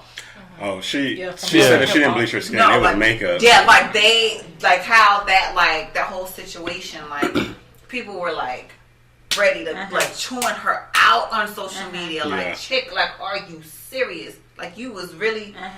Girl, I said you almost lost me. Lil Kim did the same thing. Lil Kim. But Vibes Cartel, his son, bleaches his skin. Yeah. It's all over YouTube. It's an epidemic in the black community. It's bad. I just feel like we're kind of responsible as a society of black people on what we presume to be beautiful. Exactly. Because if we see a black person with green eyes or light skin, we just automatically say, oh, they're really gorgeous. And I feel like that's most racist because I know Indian people do it as well. And so do Spanish people. The lighter your skin, the more Caucasian you look, the more beautiful you are. I just feel like we kind of take responsibility for that. Because if I see a black guy and he's dark or whatever, I think he's cute. And then there's this light skinned guy, the guy that went to prison. I can't remember his name. Prison Bay? Yeah. Oh, man, he had all of y'all. I was this is ridiculous. He didn't have me though. I didn't see the big deal. But if you compare him to a darker guy, I'm trying to think of some black actors. I can't think of any. Idris. I don't know if Idris. I love him. No, Idris. I just couldn't think of anybody. Now you put Idris next to this guy, Prison Bay. Oh. Her Prison Bay. Sorry, not mine. If you put him next to the mugshot, okay, it's the mugshot. The mugshot is beautiful. I didn't see the big deal with the mugshot. I'm turned off by tattoos. If you got those tattoos on your jaw, your neck, I'm you're automatically not cute. That's nasty. I'm no. But if you put those two together, mainly black women will go at the light skinned guy. They would. So I feel we're responsible for that. And then if we go to modeling or acting and stuff, we're oh well, I gotta bleach my skin. Nicki Minaj just got the blue eyes and the light skin, tiny, getting the eyes colored and Somebody said that her daughter is actually blind in one eye now. People do that? See, that I didn't know. They get their eyes bleached. I think it's bleach. I think they get they get some type of. They get some of the melanin out. Yeah. They're changing. Oh, I see that. I never even knew of that. Yeah, I never heard about that. And they're not doing it in the States though. Because I feel like a lot of this stuff ain't getting done in the States, and if it is, it's getting done in some back alley hotel, right? Where they get the butt shots. And then, next room over. I know. And then complain. I know, right? The next day you get your butt shots, you get your chest shots, and then you get your eyes done, then you get your skin done, and then you die. Yeah, pretty much. About a year later, you live a good 365.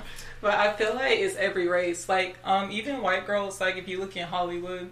People like Scarlett Johansson and Angelina Jolie, in my opinion, their facial whatever is kind of like black women. Because the big eyes and the big lips and the cheekbones are kind of like black women. Yeah. But they're what's her name was really big on, wasn't she big on that? What's the little girl name? Kylie Jenner, I think. Was her with the lip fillers and stuff? Yeah. And I feel like the whole Kardashian family just stole our whole gimmick. They just took everything because they well, what hasn't been taken from the black community, honestly. But we took from them too. We got the blonde hair, the blue eyes. Well, some of us are born with blonde hair and blue eyes. Name them. Blame. I forget the name of the country. Let me don't do that. No, don't do that. Because the type of person where you need to be like, look. Those albino. They can't help no. Like They really have rare, melanin, like they're brown. I forget the name of the babies the babies. Those African, you talking about those African? The African babies. Oh my God! Yeah, you guys are gonna. You guys, please Are don't those come the for two me. twins where one was white and one was black, or no? No. It's like that group of African kids that had the blonde afros and the blue eyes. I think she's talking about the ones with the blue eyes. I think. Yeah, I don't know anything about that. I ain't even gonna lie. So. I forget what country they come where they're. Oh my gosh, these babies are so beautiful. But that is like. See it? They got blonde hair and blue eyes. That's beautiful to you, Sasha. Yes, they're beautiful. Let me see these babies. That ain't beautiful, Brian. Don't lie. Dang, Joy, you just gonna say the babies ain't beautiful? I'm so rude. I'm sorry. They're so gorgeous. I can't bash. Tell us how you really feel. Those babies are gorgeous. But it's like a rare occasion to see black people with blonde hair. But I just feel like Nicki Minaj didn't say those African babies, I want to look like them. I feel like she wanted to look more Caucasian. And she's claiming what's her daddy? Mixed or something. I mean, like the Trini thing, I just feel like it's a way to try to say I'm not black. Because I don't understand. Not American. Well, maybe. I mean, looking at that picture. Look at Brian's jumping on it. He's going upstairs. He's about to do it. That is definitely something that I think it's unique. It's definitely unique. Yeah, they're exotic babies. But I'd have to get used to looking at somebody like that because it's not something that you see. Yeah, that's rare. Especially not in the States. Exactly. So I mean, if you were to see something like that, you walk up on somebody, you turn around and you see that, you might be like, "Whoa!" Like you got contacts in. That's the first thing you're gonna go to. You're right. Because we don't see that on a daily basis, and it's not, and I guess in a sense it kind of sounds ignorant because we have the media, and then what you've gone through and seeing your own life has kind of trained us in that aspect of. When you don't see something like that, your first, especially with the eyes, your first thing is context. Yeah. And we just assume it's context. Like, there's ain't no black person gonna be walking around with no sky blue eyes like that. Like, that's not gonna happen. But as we see, I mean, it's out there. Yeah, it's rare. And a girlfriend of mine, her daughter, her eyes they're gray, but they actually look blue. She's a little black baby. She's so gorgeous. So gorgeous. She entered her into the Gerber baby. Actually, speaking of babies, because there are some girls that I forgot it was what's that girl's real name? She was a wrestler with the Funkadactyls. Ariane. Yeah, she said that she wouldn't date a black guy because she doesn't want a dark skinned baby and everything. But see, that's going around. I mean, I feel like there's a lot more I noticed that, like that with a lot of dark skinned girls, like there would be those that because I guess they were picked on as a kid because of their skin tone, they didn't want the same for their kids, so they would always try to talk to either a light skinned or a white person. So they won't have dark-skinned kids and everything. I've heard that. I definitely... I've heard that. I just feel like there's how... If you get the media that determines our norms and what's beautiful and what's this, and then we as a people watch this stuff on TV, then we start to feel that way. Growing up, I wanted... when my mom bought me the black Barbie, I did not want to play with the black dog. That's just me, truthfully. I wanted the white one. So by the time I was in my preteens, that's when I started to accept what I am, at least get a feel for it. But then you grow up. When I see the younger kids and are looking at Kylie Jenner and looking at Rihanna, for example, and all of these light-skinned white women, light-skinned black women get nose jobs and lip injections or lip reduction or boob jobs and butt jobs, and now I guess trying to look like a man's dream is basically what the media is putting out there for us. But I know that's why Little Kim did it, because she actually said that she wanted to look like the women that the men that she dated cheated on her with. Yeah. Well, the men ain't gonna go back to her looking like that. The ones that left, she was awful. Well, I definitely, I feel like also what, our surroundings also have a lot to do with that as well. Yeah. Because yes, the media does play a big part in that, but also what you grow up in the area, that what you're around. I mean, for me, growing up and as a youth, as a kid, I didn't know no better, but it was also real ignorant of me.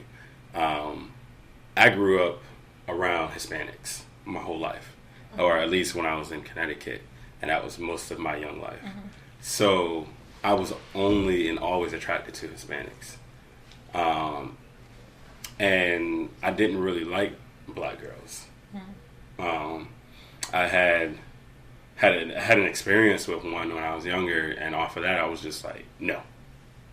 So I only dealt with Hispanic girls, and then when I moved to Virginia, and I was in 10th grade, it was like a culture shock for me, because it was like the first time I had really been around black people and white people.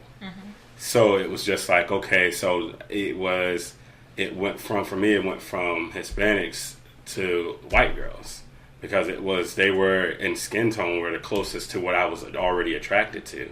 But as I got older, I started realizing that, one, that was, ignorant of me, because it was like, because of my surroundings, I kind of was just like, no to black women. I was like, no to brown skin, no to dark, no.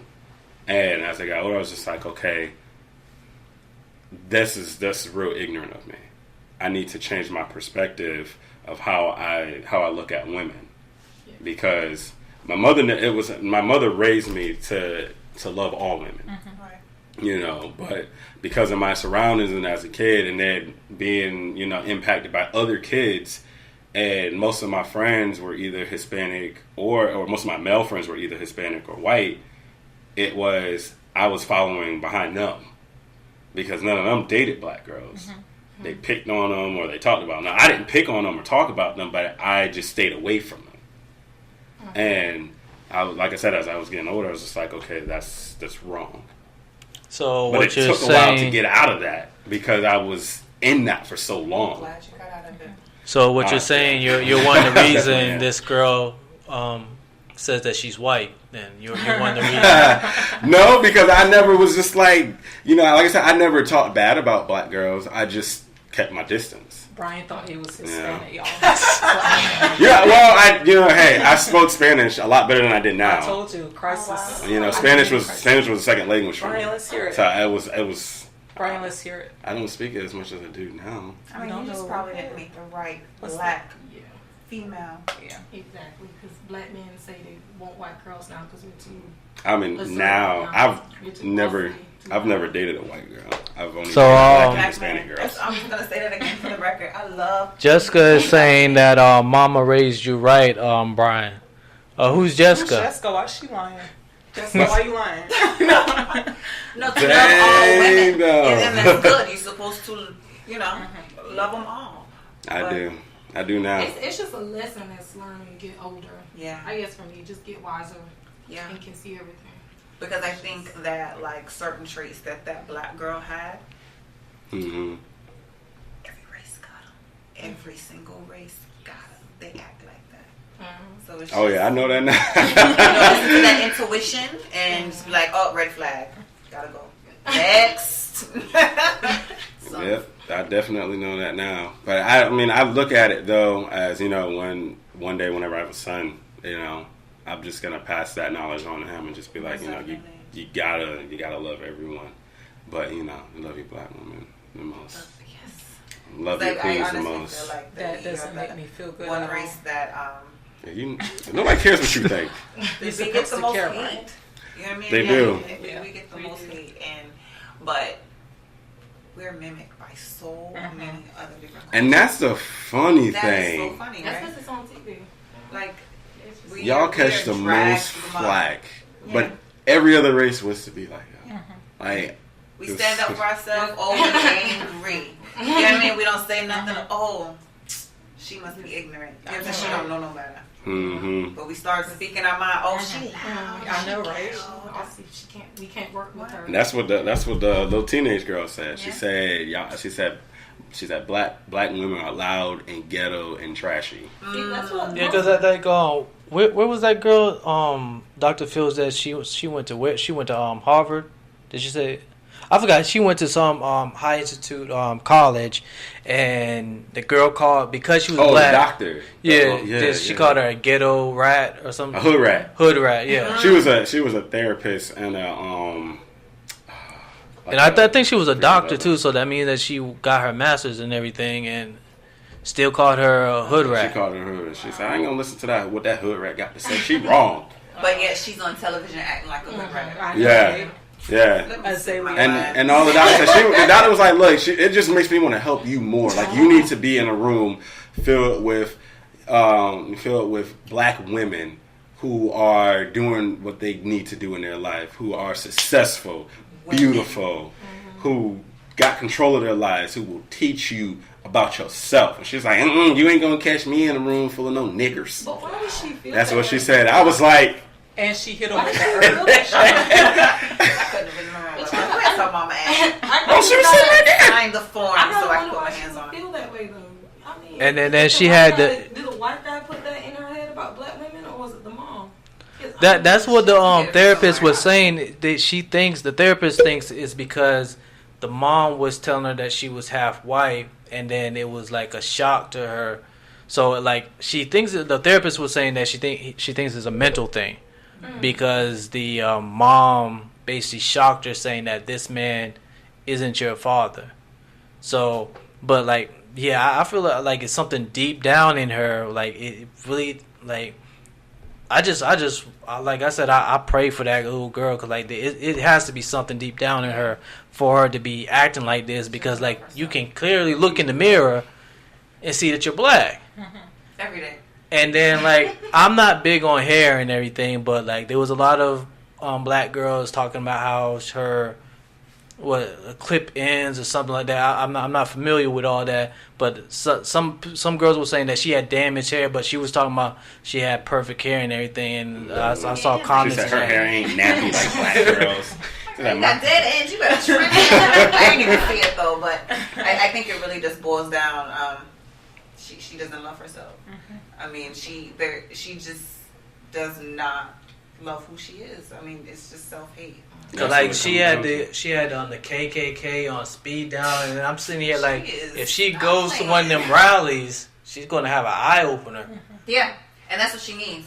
And sometimes, situations like that is the best teacher. She needs to have a humbling moment. And sad to say, because I don't wish this on nobody, but sad to say, the universe will humble you until you learn whatever it is that you need to learn. So she's making some mistakes. She's setting herself up for it. So whenever it comes to her, I pray she learns it the first time. My thing is she ain't been in the right area saying half the stuff that she was saying. From where? Where's she?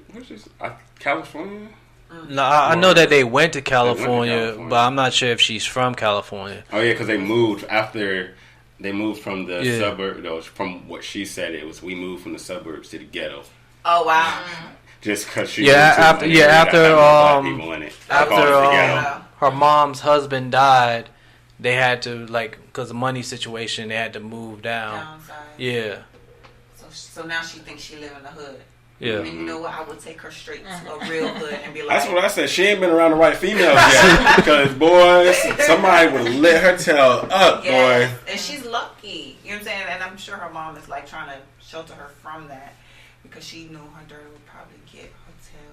I'm surprised it ain't happened in school, because she's 16, so she's still in high school. Yeah. So I'm surprised one of them high school girls ain't got to her yet. She probably ain't predominant white school. Oh no. No, her brother, because her brother was on the show. She says it in school, out in the public, she don't care where she at. When they're in the store or in school and black girls walk past them, she first thing come out, look at them ugly gorillas. She says stuff like that. She probably don't say it loud enough. She probably don't. I would hope not, because God bless. I couldn't be her brother, boy. I'd have been like, yo, you my sister, but I'm about to get so somebody. I'm gonna get somebody to lay some hands on you. Maybe that changes. So embarrassed because he's a little brother, right? Oh man, see I'm the so family. embarrassed. The reality check. I'm sure she'll get it, and then she'll come crying back to the black people. Yeah, I honestly wonder like how far apart they were because like how did she not know if he was younger or older than her? Yeah, that's what I was trying to think like because like they must have been young when their father left them, and then she started dating married to the white guy because like how did they not know that wasn't their real father? They're close in age, but it was hard to see who was older. Because they're both in school together. High school, right? Yeah. So they're probably so it's hard to see who. So yeah, they're probably about a year. For a long time. So they're probably really all they know. I would think so. He was probably all in. They were thinking that was their father. Yeah, but to just I don't know. completely go. I mean, he's dead now, so I'm white. Yeah, that's crazy. I'm not biracial, regardless of what my mom looked like. No, I'm 100% white. I'm just trapped in this skin of brown. That is a mental disorder. So, another topic, something that went on in the world, and this kind of backs up something that I said we were discussing on Tuesday. Okay. I think I know what you're talking about, Brian, and I got an argument for it, but let's hear it. Oh, okay. I get this here. Talking about the airplane? Yes. Yep, I got an argument for it. Darnell sent it. What airplane? A guy, I think it was a guy groped a girl, and he said Donald Trump made it okay. And this is what I've said before about Donald Trump. Oh my gosh. Guys, Brian, Darnell, locker room talk. Donald Trump never said anything sexist since he's been in the White House. We are seeing clippings, old interviews where he made a sexist remark. But nobody's bringing me anything sexist he said since he's been president. Yeah, there's a couple. Like what? Like he's talked about a couple because of the news reporters and stuff like that. He said stuff about the news reporters about I forgot exactly, but like if any female says something bad about him, he said something about them. No, I'm talking about derogatory comments as far as you can grope a woman anywhere or say something sexually derogatory about her. I haven't heard him say anything like that since he's been president. Donald Trump is a smart man. He does say stuff that he knows he can get away with, but he's not going to say something like and this goes back to what you were saying about the whole racist people being racist and saying stuff. Now, to bring it to the airplane guy, the reason why I want to bring it in context with what I was saying on Tuesday. Because of what Donald Trump said, it didn't matter when he said it. These people don't care about how old it was, how far back it is he said it. He said it. And he's still at the forefront of our nation. He's saying things, and he's still at the forefront of our nation. They're looking up to him. So that gives them enough reason to do and to say the things that they do and feel like it's okay. So with the guy on the airplane, he groped the woman because Donald Trump said, grab her by the stuff. Yeah. I'm not going to say that. And it doesn't matter when Donald Trump said it. Okay, but listen, this is my question to you. When Bill Clinton cheated on Monica, did men go cheat and say, oh, well, Bill made it okay? Did they do that? And that was very recently. That was like right in that year. Nobody said that was okay to go cheat. So you can't just, because you don't like someone, I'm not saying I like Donald Trump or dislike him. But because I don't like a president, I can't just blame him on everything. No, you're not. Hold on. Go ahead. When people come out and do racial slurs and they make sexist comments, Donald Trump may have said something that will go against women as far as just sexist talk. But as far as the derogatory comments that you go into an airplane, grope a woman and say, oh, Donald Trump said it was okay, I'm not buying that. Because, again, no man cheated and blamed Bill Clinton for why it was okay for them to cheat. And that's true. The thing about it is, if I hear the thing about it, people okay. are. I'm not blaming. I'm not blaming Donald Trump for people being racist. Okay, that's not what I'm doing. what I'm saying is there's more racism. People are okay with being racist now. Yeah. Whereas before Donald Trump was in office, you had the people who were racist and didn't care. Then you had the people who were undercover racist. Yeah. They weren't going to do anything because they knew they were going to get in trouble. When Donald Trump became the president, and he didn't go against any of the people who were backing him, which most of the people were the KKK, the alt-right movement, all those people who we know don't like black people. They don't like minorities, whether black, Jewish, whatever. They don't like minorities. So when you have somebody who accepts all this backing, does not say I don't agree with this, da da da da da.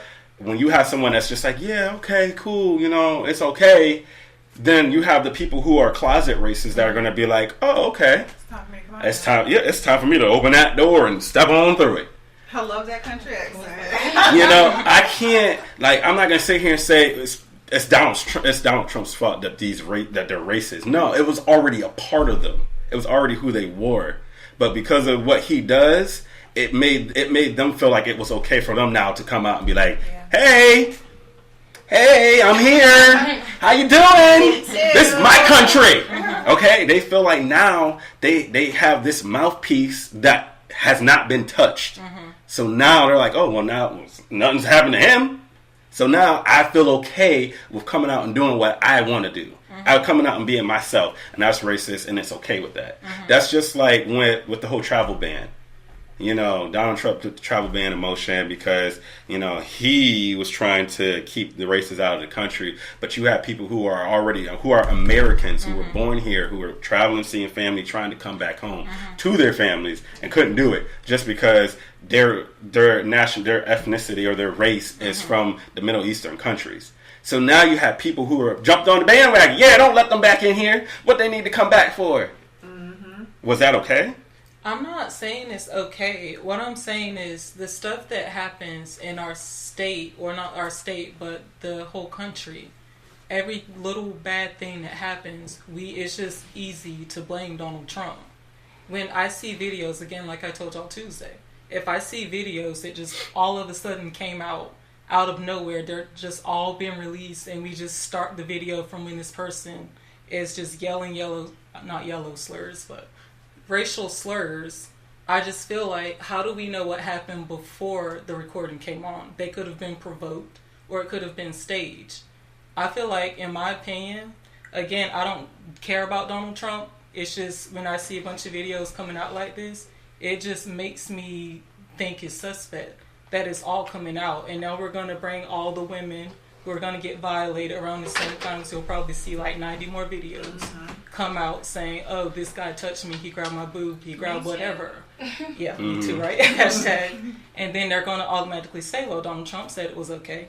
I feel like that's the go-to. And then the other guy, I forgot his name, Branaval, whatever his name is. Oh, Menden? No, it's Brett somebody. Kavanaugh. Yeah. Kavanaugh. Now we're going after his whole administration.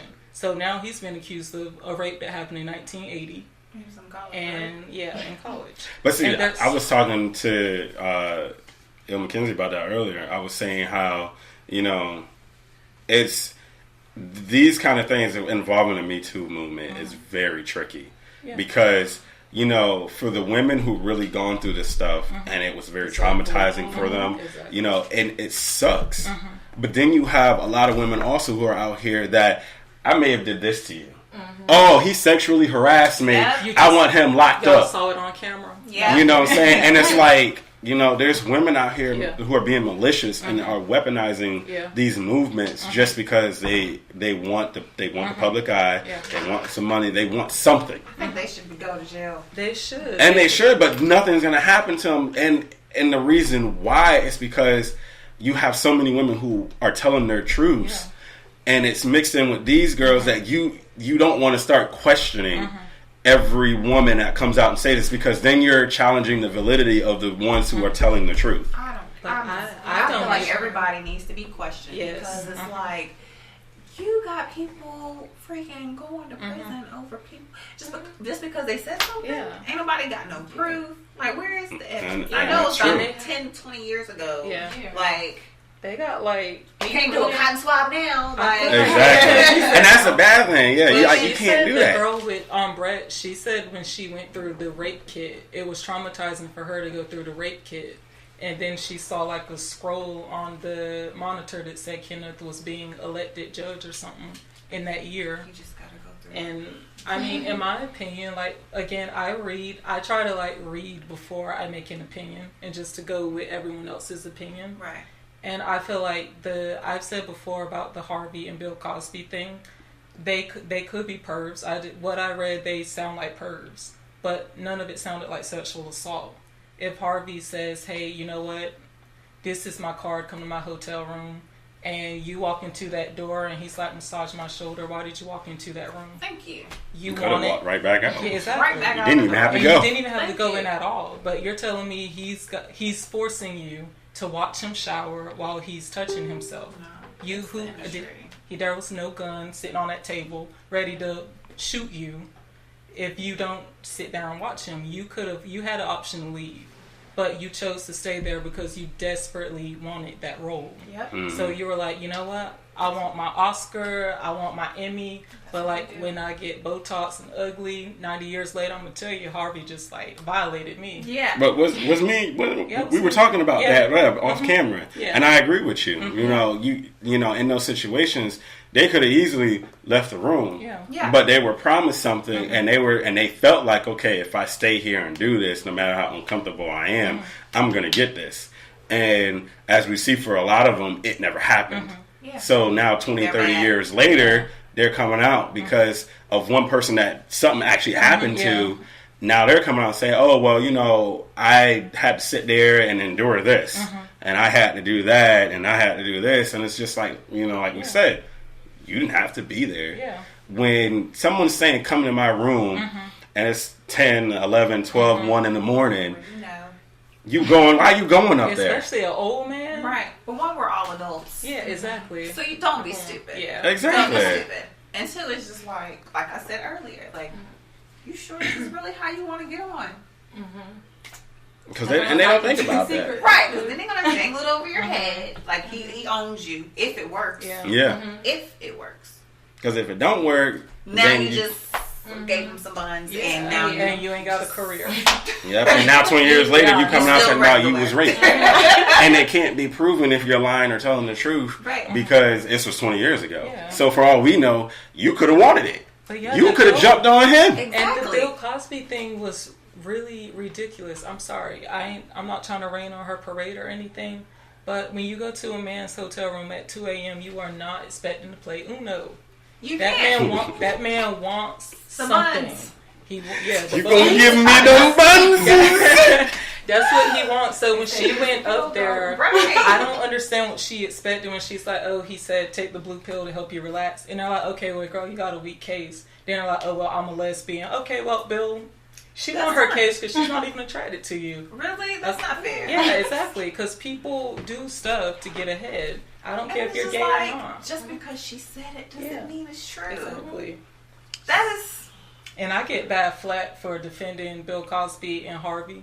But I'm saying I know they're perverts. But the reports, the woman could have left. Exactly. She could have left. Yeah, she could have rolled out. She went back after that. She went back several times. That was the other thing I didn't understand. You giving this interview saying that you done been back. You not only were you there once with him, but you went back again to the same thing. She must have had an extra semester. Like, I need that paid for. She was trying to have something accomplished, and it wasn't getting done. But like you said, I do agree with you that it makes the women who actually been in that situation look bad. Because, again, like you said, we're going to have to question every single case that comes out because there's so many of them. It's like billions of people coming out saying... And did you hear about Morgan Freeman? Anybody hear about Morgan? Yeah. The girl's like, he put his hand around her waist or something. And I'm like, okay, that's what I was saying is because, like, it's different times because, like, with them, it's innocent because like he wasn't actually like groping her or anything. Morgan Freeman, he was just complimenting. He felt like he was just complimenting them and everything. He didn't actually try to take advantage of them or anything. He was just complimenting them. One girl said that all through the interview, he was just complimenting her on her legs, and she would just felt inappropriate or anything. But nobody's ever said that he actually did anything. It was just that he was basically complimenting, saying inappropriate stuff, and then he would be touching them on the their backs and everything. So like with the Morgan Freeman, because they really, I feel like that that story actually died like 2 weeks after it was brought up. But because this is dumb. There's nothing there. Don't try to sue me because I've been rubbing I my am. You need to watch it. I know next thing you know, we're going to have a Me Too movement on here. Girl on girl Me Too movement. You know, you're going to confuse the world. They're going to be like, wait a minute, what? The men are coming out. How does that happen? I heard like 2 men come out with one hashtag he too. Yeah. I heard like 2 men. I thought it was funny. Oh, there was, I was looking at something. It was... What was it? You gotta be careful with emojis you send out via text. Matter of fact, I think that's what it was. It was like, it was some, I think it was it White Guys? I don't know. I think it was White Guys. No, the He Too thing. No, the first one I heard, I can't remember what it was. There was another Has one. anyone heard of the actress Shay Mitchell? Yeah. That girl, she did some video where she was just wearing underwear and took her top off. And someone made like a comment and was like, if we compliment her or something, we'll get sued or whatever. And then someone was like, hashtag he too. And then I saw a meme where the girl was choking and he walked over and he was like, is it okay if I touch you? but it's so true. It is so true because granted, okay, like, yo, if me and D started saying stuff about y'all bodies, like, and people didn't, they like came into the show and they didn't have the context, we would get slammed. Oh, yeah. Like they would tear us apart. But if it was the same situation just flipped, nothing would happen to y'all. I agree. Nothing. Yeah, because they actually had some videos, prank videos with this female was just going around grabbing guys in their junks and everything. Yeah. And like grabbing them. This one was throwing water on their stuff. No, this girl was grabbed. This girl was actually grabbed. But don't forget, now the girl is a very attractive girl too. It's not it's an attractive girl. Don't matter. So it does matter. No, apparently it does. It does. With guys, it does. And that was one of the things they were trying to show. Like girls, especially if it's attractive girls, they could go around, grab guys by the junk. Nothing's going to happen because most guys, if they see an attractive girl doing that, they're going to be like, oh, okay, wait a minute now. And they're going to go and try to talk to the girl. If it's somebody that they don't find attractive, they might try to square her up. Yeah. They might try to, hey, what you doing? Like, they might try to cuss her out. They're going to jump on her. But if she's like super attractive, they're like, oh, okay, mama, let me come talk to you. You know what I'm saying? But again, nothing's gonna happen to y'all as far as legal law. Nothing would happen. But that's the same thing with women, though. If a hot man come up to a woman and touch her, she ain't gonna say nothing until 10 years later when he's no longer fly, you know. Okay, since we're talking about that, the whole Usher situation. No, she needs to go somewhere. She needs to go. Once you saw that green news, yell on your own, boo. Like, that's her. Everybody thought she was lying. She is the chick. I don't even know her name, but you know what I'm talking about, right? Yeah. That's on her. The plus size female, they thought that she was lying. Now, has it come out has that even been proven yet? I hope. I haven't heard anything yet. No, they said they still trying to was clean. Oh, he's clean. His results was published. They say he's good. He was clean and everything. Yeah, bruh. I ain't gonna lie. Okay, y'all can. But how come she feeling a slut with Usher? You know what I'm saying? Like, how come? Bruh, when I saw her, when she saw that green, Usher's got a type. When I saw, first of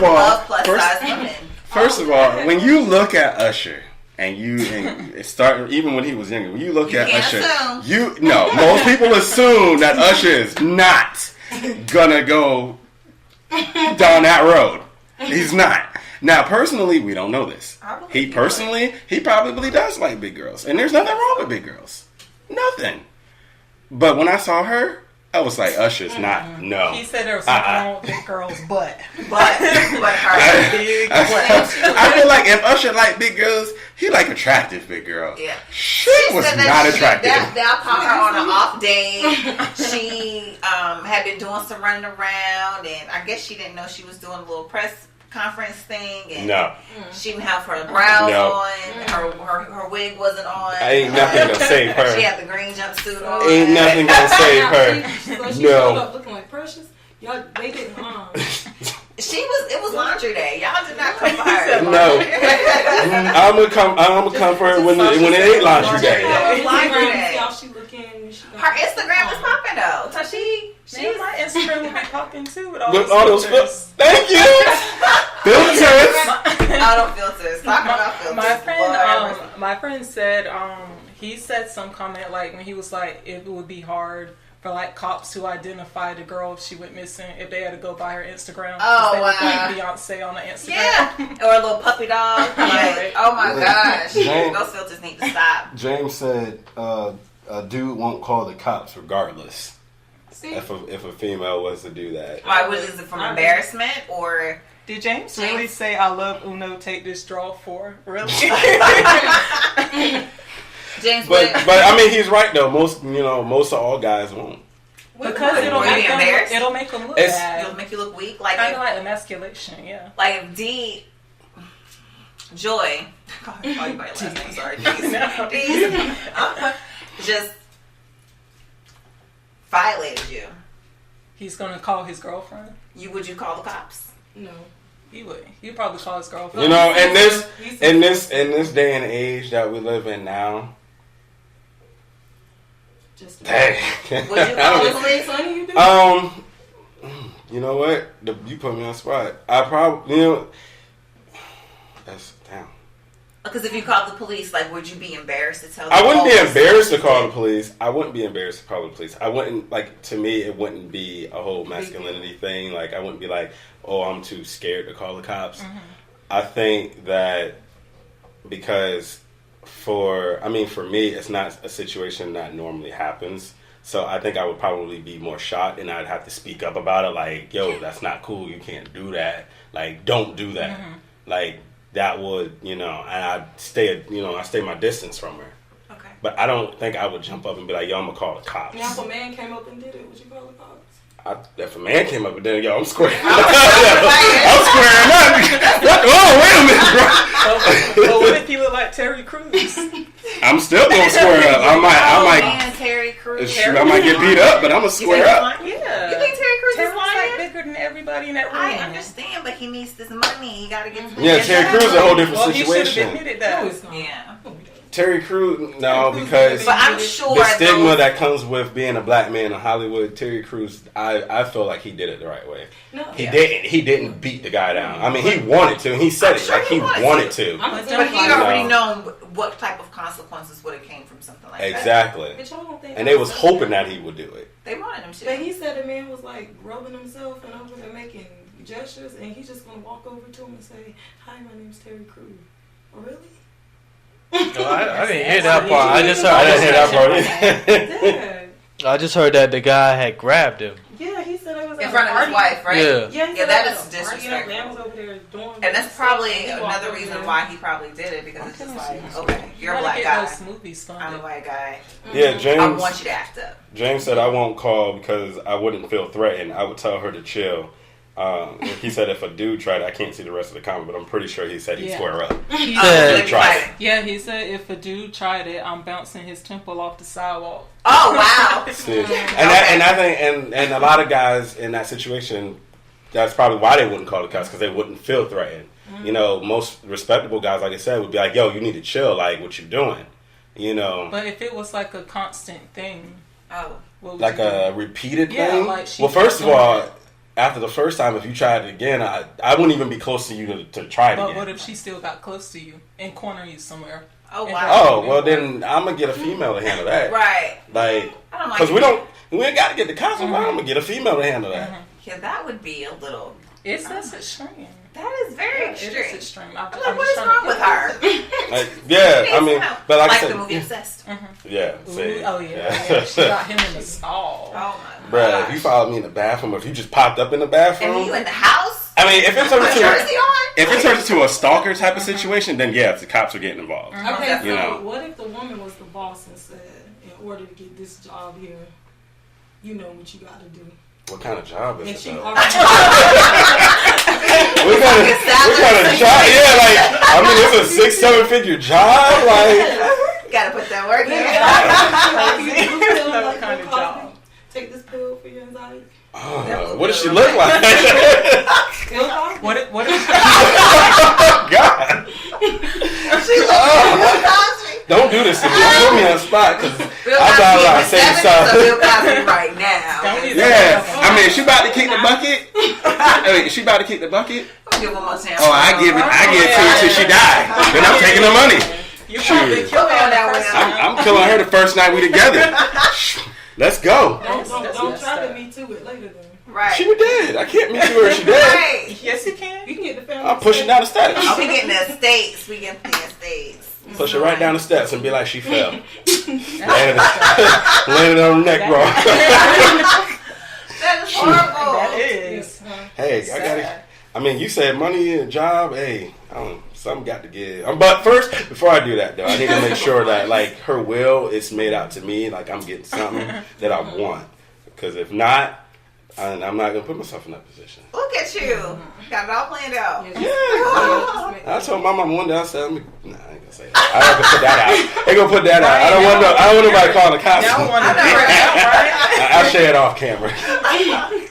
Just know, I'm ready. If that's something like that happens, oh my gosh. just know I need to be in the will first. Darnell, what about you? You sitting up there all quiet. Yeah, I'm just letting y'all enjoy y'all conversation. I want to throw it at you, Darnell. You're a part of this conversation. What would you do if a girl like walked up to you? Look, wait, before you look, James said exactly. I'm doing it. I've been trying to bag Oprah for 15 years.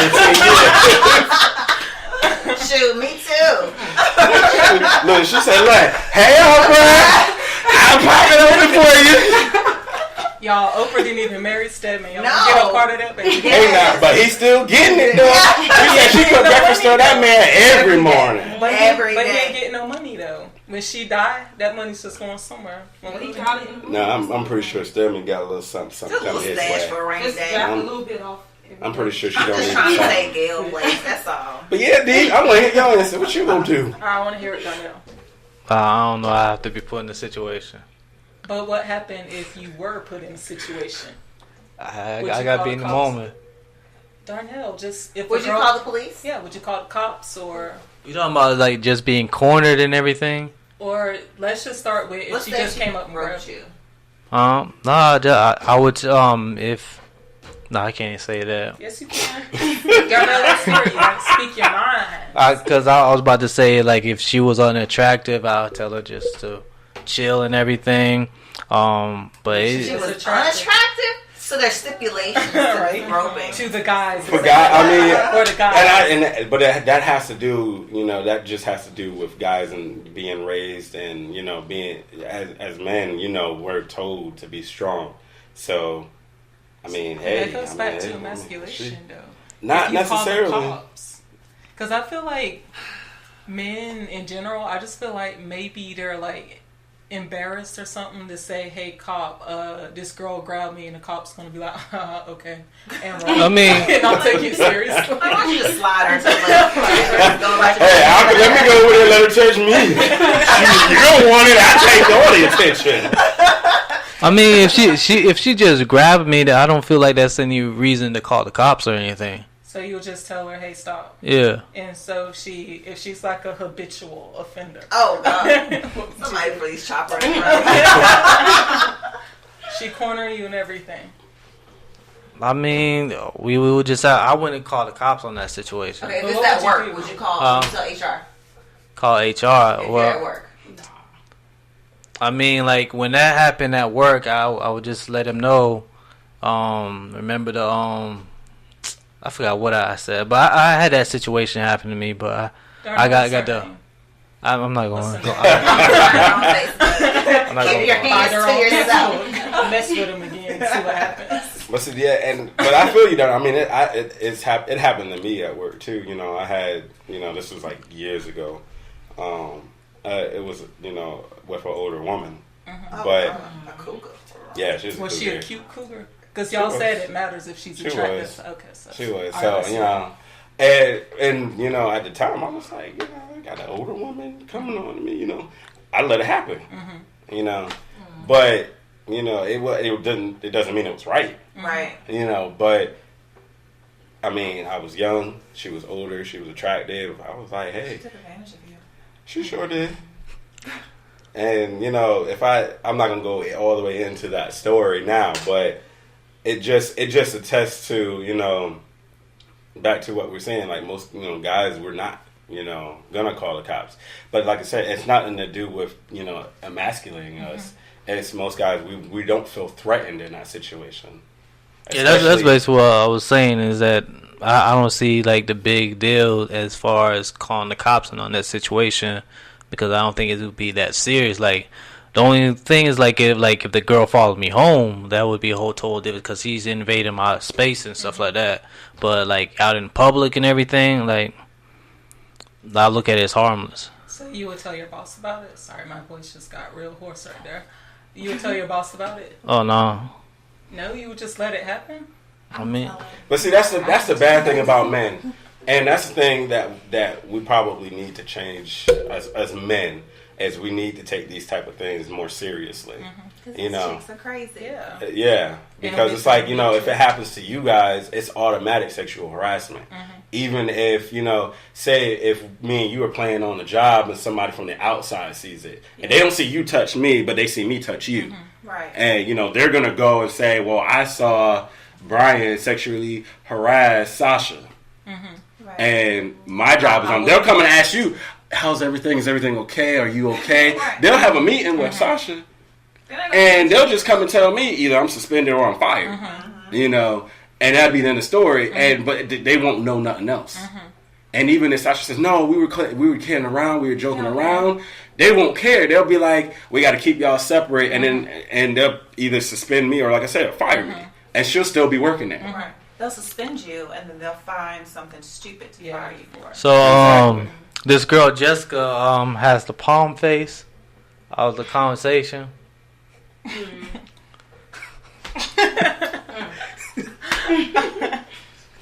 Meaning, oh, well.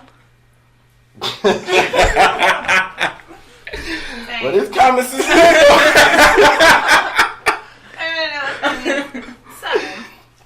But it's just interesting that, you know, when we think about these types of things, that men, it's so different for a man than it is for a woman. You know, and is it ever going to really change? Probably not. Exactly, probably not, because men, we don't feel threatened unless it gets to a point where, like you said, you're stalking us. You're outside our windows, or you find a way to get into our house. We get in the car in the morning, you lay down in the backseat, you're like, hey, you know what I'm saying? Like, then it's like, okay, right. You know, then it's just like, okay, now we got to get the cops involved. Yeah, you know what I mean? But by then it's too late. Because for all we know, by then you might be trying to kill us. Yeah. Because you feel like, well, if I can't have you, no one. Exactly. Like the chick from Thin Line Between Love and Hate, beat herself up. From where? Thin Line Between Love and Hate. The Martin Lawrence. Sorry. Oh wow. You don't know. Joy. The Thin Line Between Love and Hate. Martin Lawrence. Yeah, I know Martin Lawrence. No, that's not Angela Bassett. That's one of them. What's her name? She's from Eve's Bayou. She plays the mom, the mean mom in every single movie. What is her name? Kimberly Elise. You Google. Go ahead. Cause y'all she's from Eve's Bayou. I know. Yes. No, not Tandy. No, not Angela Bassett, but it looked like Lynn Whitfield. Yeah, that's her. I had still never heard of her. There we go. First of all, y'all don't take my black card. I know Martin No, Lawrence. your black card's been revoked a long time ago. I mean, I know Martin Lawrence. I just don't know that movie. Your black card been revoked. Oh, but what happened in that movie, Ignore? What do you mean? What happened? You've never seen it? Oh my gosh! So pretty much, you just adding to the reasons why you just. They were like I know Martin dating, Lawrence. right? I I forget what happened, and he stopped talking to her, and she just got obsessed. And she was just showing up everywhere, and then she wound up beating herself up and said that he did it. Oh wow! Yeah, it got crazy. Guys, I'm gonna probably have my black card revoked once I say this. That was like Fatal Attraction. It was Fatal Attraction. I'm just saying, it's the same. Your black card that girl is, she got really obsessed with him. Locked away in the cell. He basically had his high school crush. Finally, they started connecting, and that's why he basically left her alone, because he wanted to be serious with his high school crush. But to beat yourself up, to put that on him was a little orange in a sock and tore her face all to pieces. She sure did. Like, that whole scene had me bugging. Like, I'll be bugging too. That's crazy. But do you see the power and where it lies? Like, y'all could just, you can draw a cut on your face and call the cops and be like, he cut me. And he's going straight to jail. Going to jail, not even asking. Like, no questions asked. This, concerned citizen wants to know who touched you, Brian. She said 9mm. Look, we're going to stop focusing on the comments coming towards me. Okay. Almost like we need to have a therapy session. Who did this to you?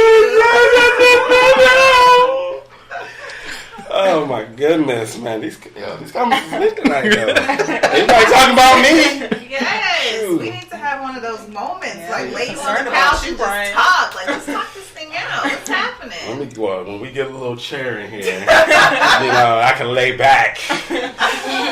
We can do that one day. Just talk about it. Just get it out there. Yeah. But you are right. It's come down to the point that we do have the power to do that. And again, with me, I like reading up on stories because I like hearing two sides to every story. Because I don't want to just hear that one. But I'm not everybody. Because we're in a sheep society where that one report can be put out there and we're all jumping on board. Yep. Like, well, he beat her up. He punched her in the eye. And then everyone's like, yep. And then he's forever scarred. Because that ain't going nowhere. He's going to forever be accused of beating up his wife or girlfriend or something like that. And that is real sad. That's why a couple weeks ago I was saying we have to be careful with the way we tag people nowadays. Before we hear and know the whole story. Because we're coming up towards the end. Talking about marking people for life, I want to kind of ease into another conversation. There's coming out another documentation on R. Kelly. Finally got him. No, I'm kidding. Not yet. Yeah, I'm kidding. Not yet. How do y'all feel about that whole situation where, because I didn't actually see the last one that they did, cause like I didn't really know that they were putting out a documentation until everybody started talking about it, boycotting him and everything, and then I saw bits and clips of it. Now they coming out with another documentation on this man, and he's basically saying, from something that I heard, that he was touched as a kid.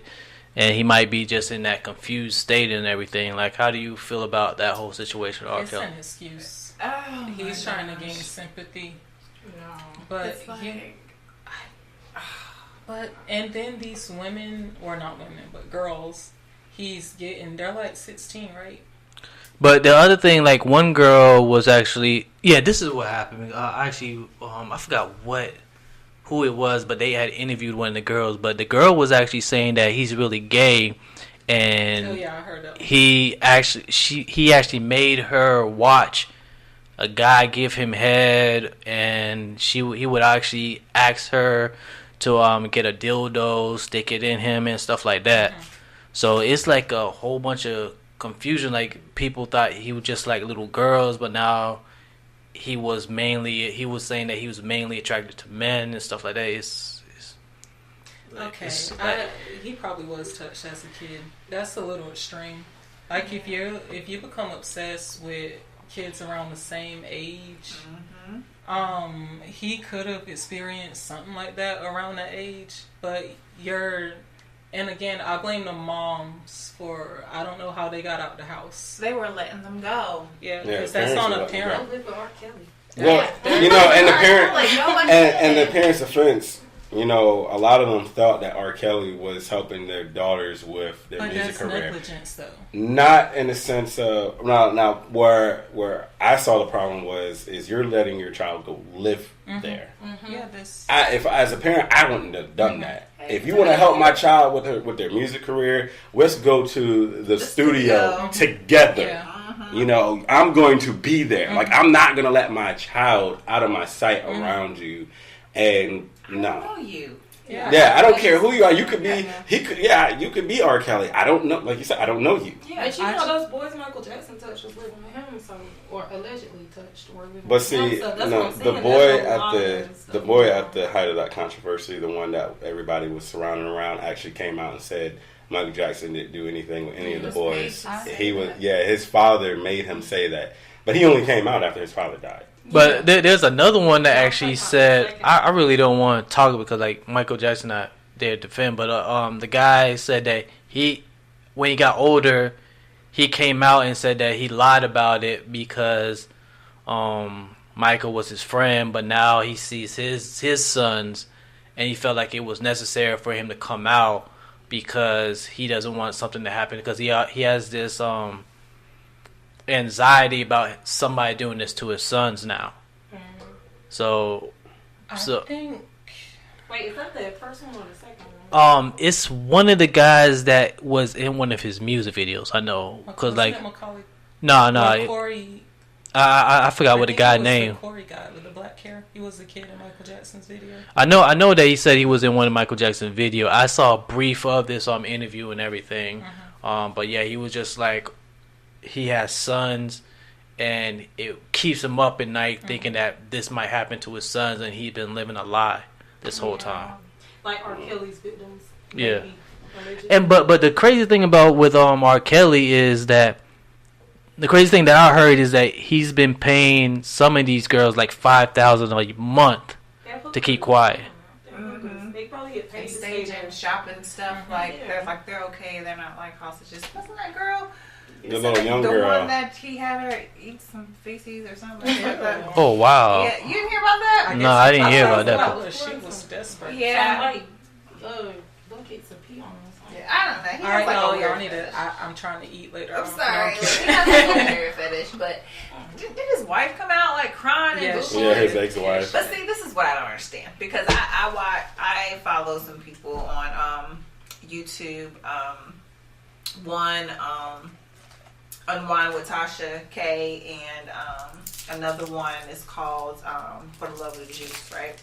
And they were just saying like how R. Kelly's wife, you know, at first, apparently when she was going through all this abuse, she was just like, you know, oh, don't tell me, afterwards, like, don't tell me what he's out there doing. Y'all just go out there and go buy them tickets, you know, because I need that money for, you know, to pay my bills. But then on the flip side, you're saying, oh, well, this man, you know, did this, that, and the third to me, traumatized me. Let's get him for everything he got. Like, really? But yet, a couple months ago, you were talking about you don't care. Don't come to me telling me what he doing with these little girls. Just go get them concert tickets. And that's on. Like, that's a problem. That's on the wife too, because she could have. Again, y'all with the parents.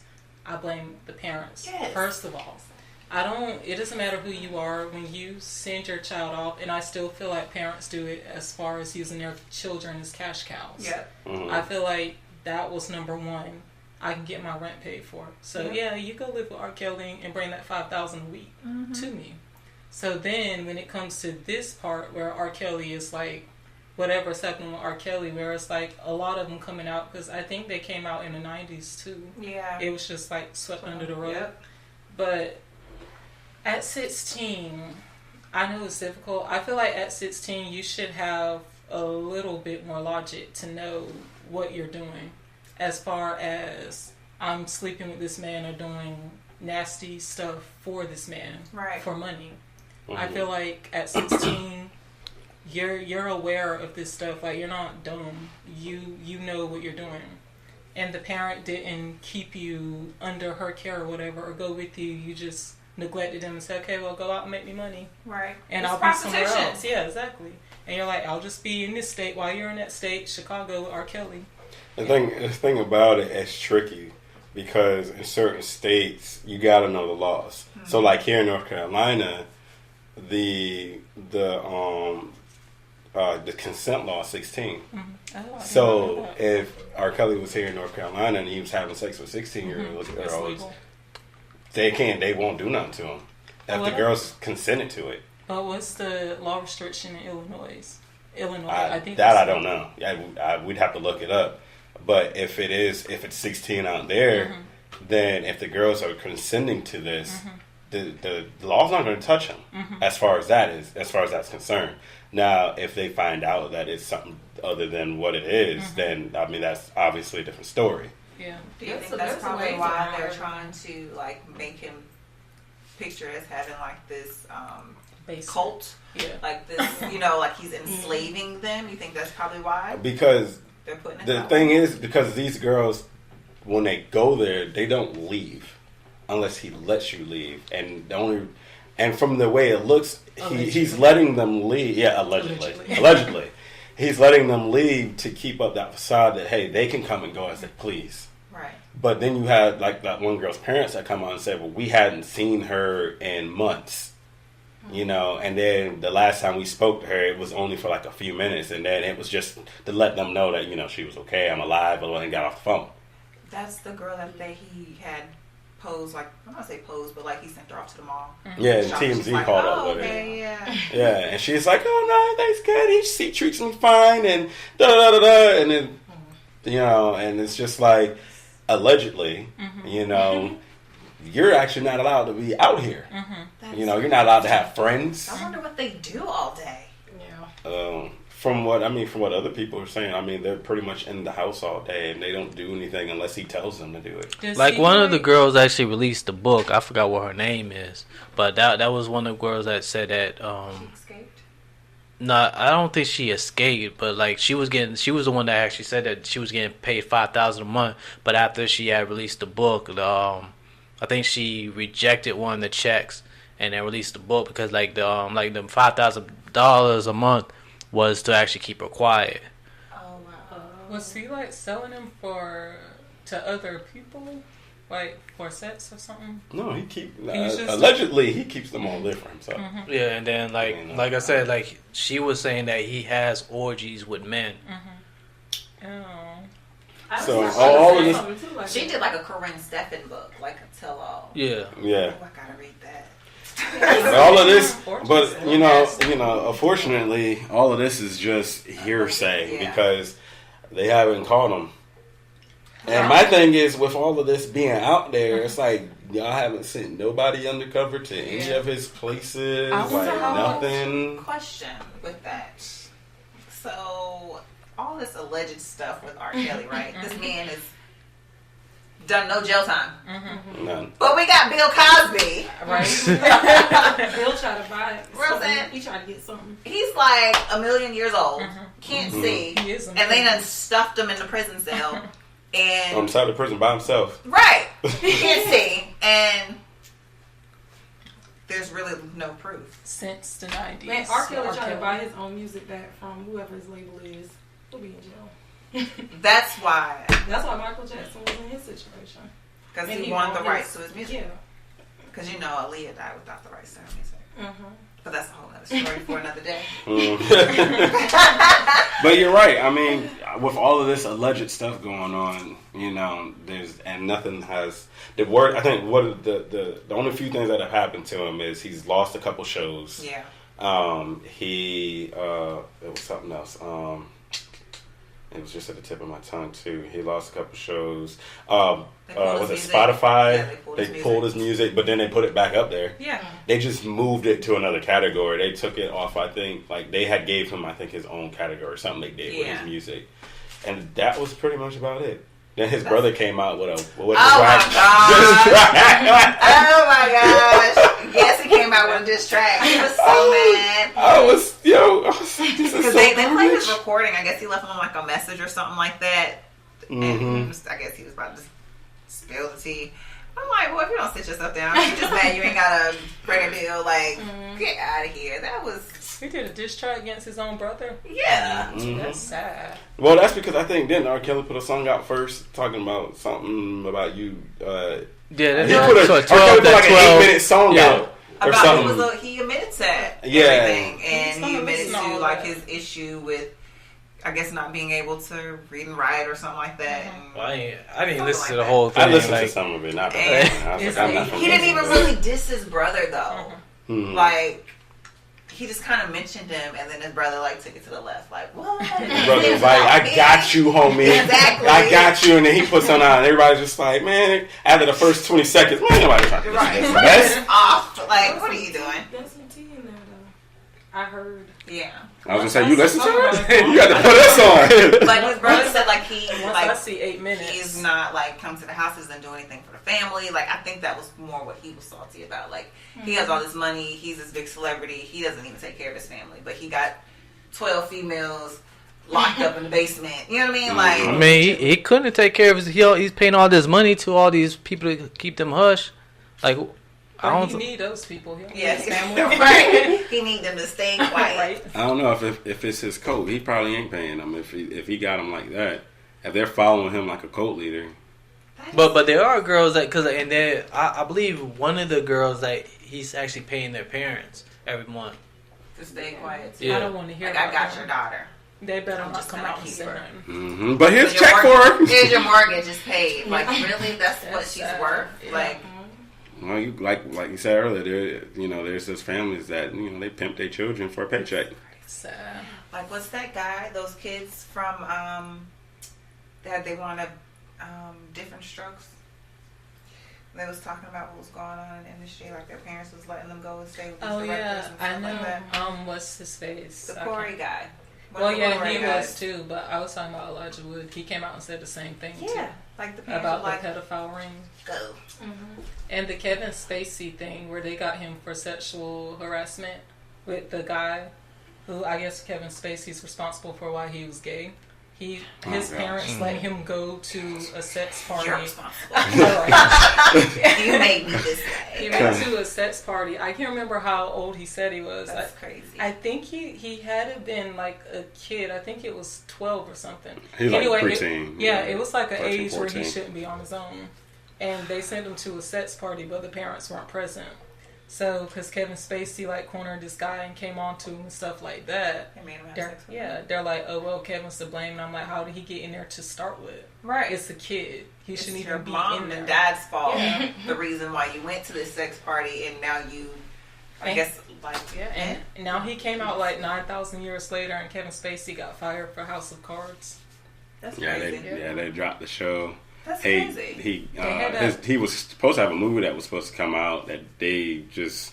I think that movie still came out, but they pulled him out of the movie, and I think they reshot the stuff. They reshot what they done with him, and they did it differently. But I think he just had a movie that came out that was I think it only did $12 or something. Are you serious? $12. Yeah, I'm pretty sure because I'm pretty sure it was Kevin Spacey. He just had a movie that came out. That's and one it ticket, was right? That's one ticket. Yeah, it was bad.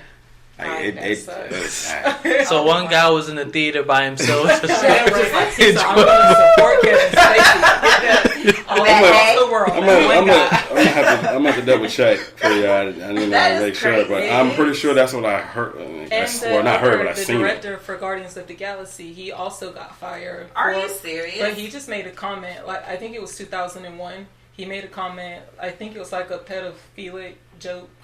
And they brought it back up when Pizzagate happened. And then, he apologized for it during the Pizzagate when someone pulled it up. But now, 3-4 years after Pizzagate, they're like, okay, well, you're fired. They resurfaced. Bye. So, I just feel I don't know, this attack on men is getting ridiculous. So I'm going to pray for Darnell and Brian. Yeah. Wait, what? Because if anything comes up from this night, 10, 15 years later, I'm like, the way he handed me this glass of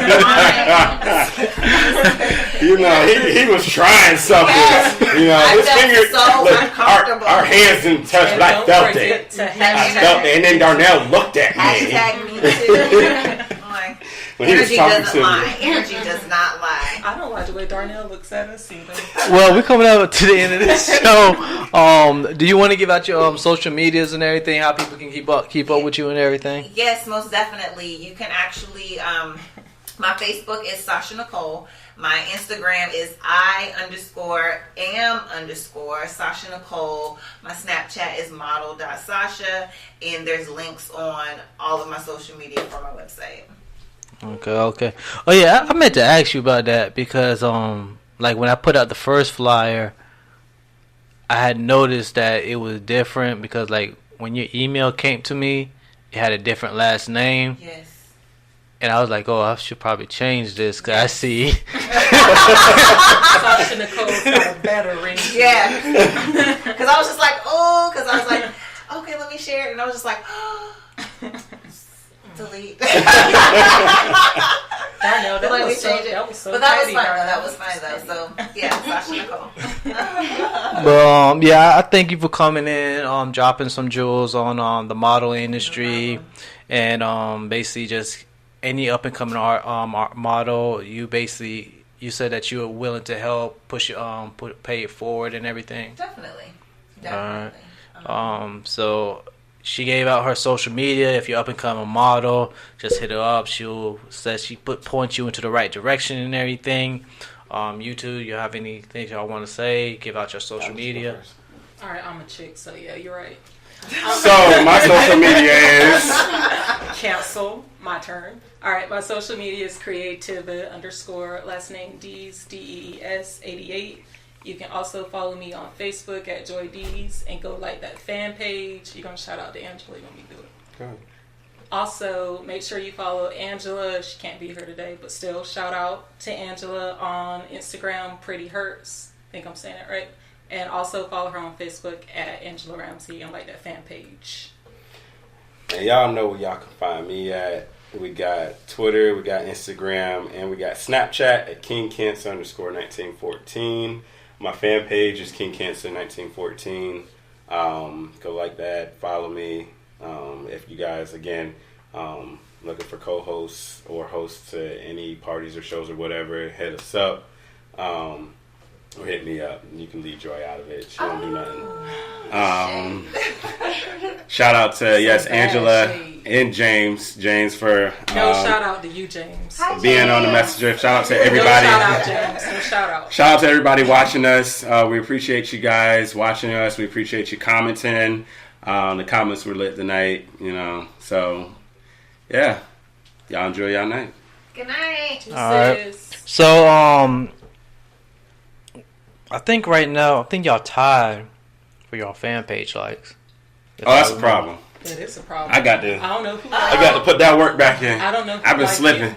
I don't know who like you. We gotta break this. Who are these people? We gotta burn them.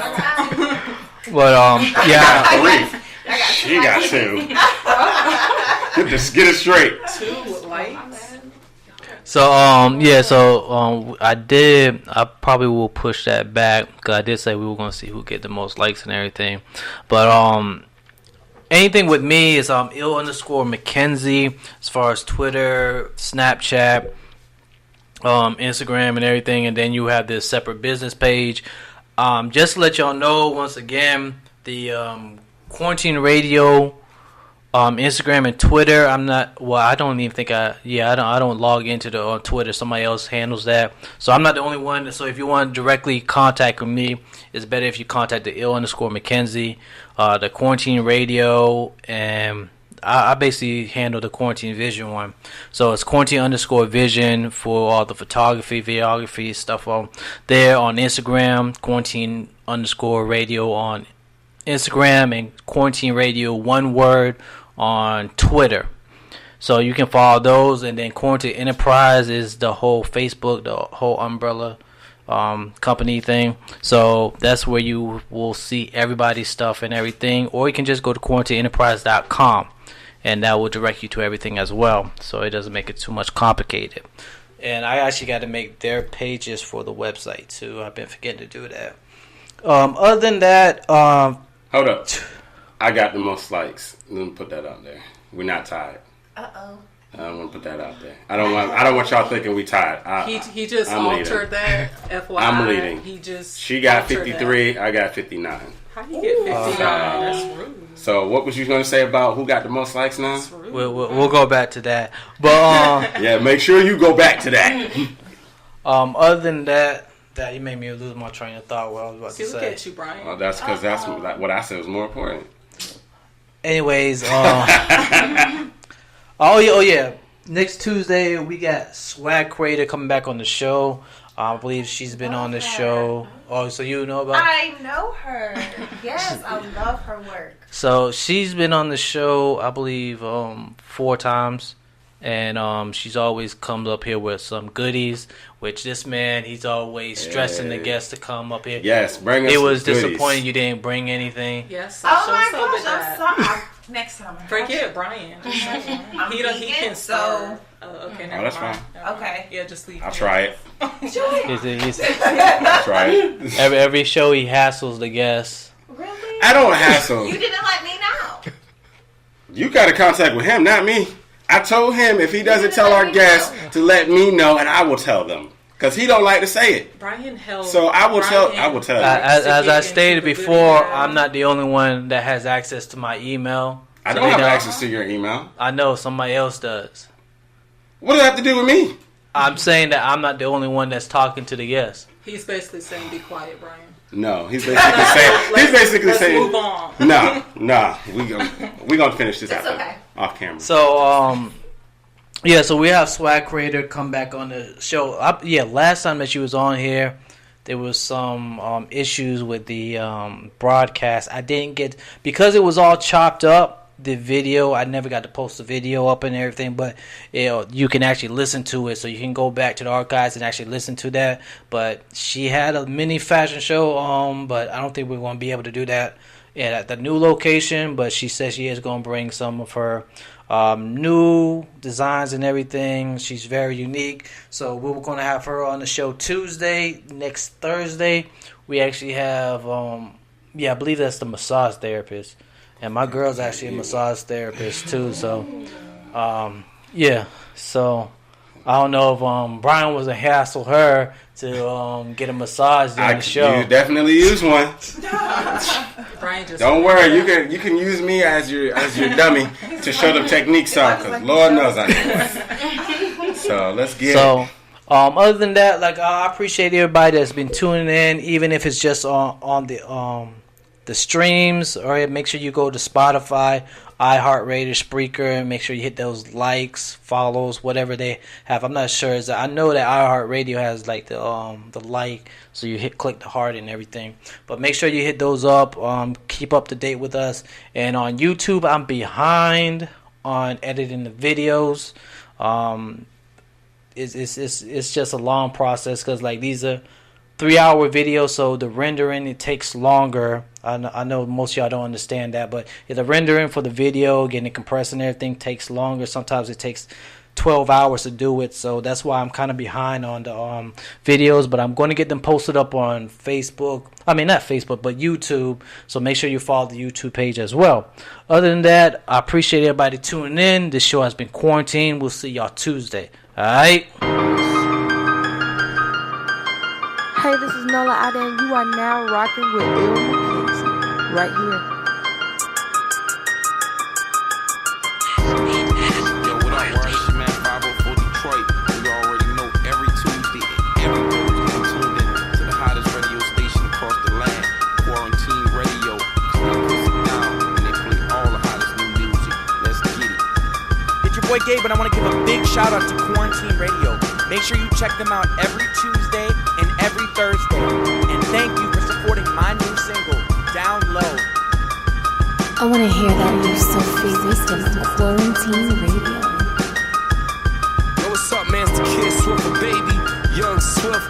One time for the check-in with my dog, my homie, Il McKenzie. Straight out of ATL, Georgia. And you know how we rocking out here, baby. Let's get it.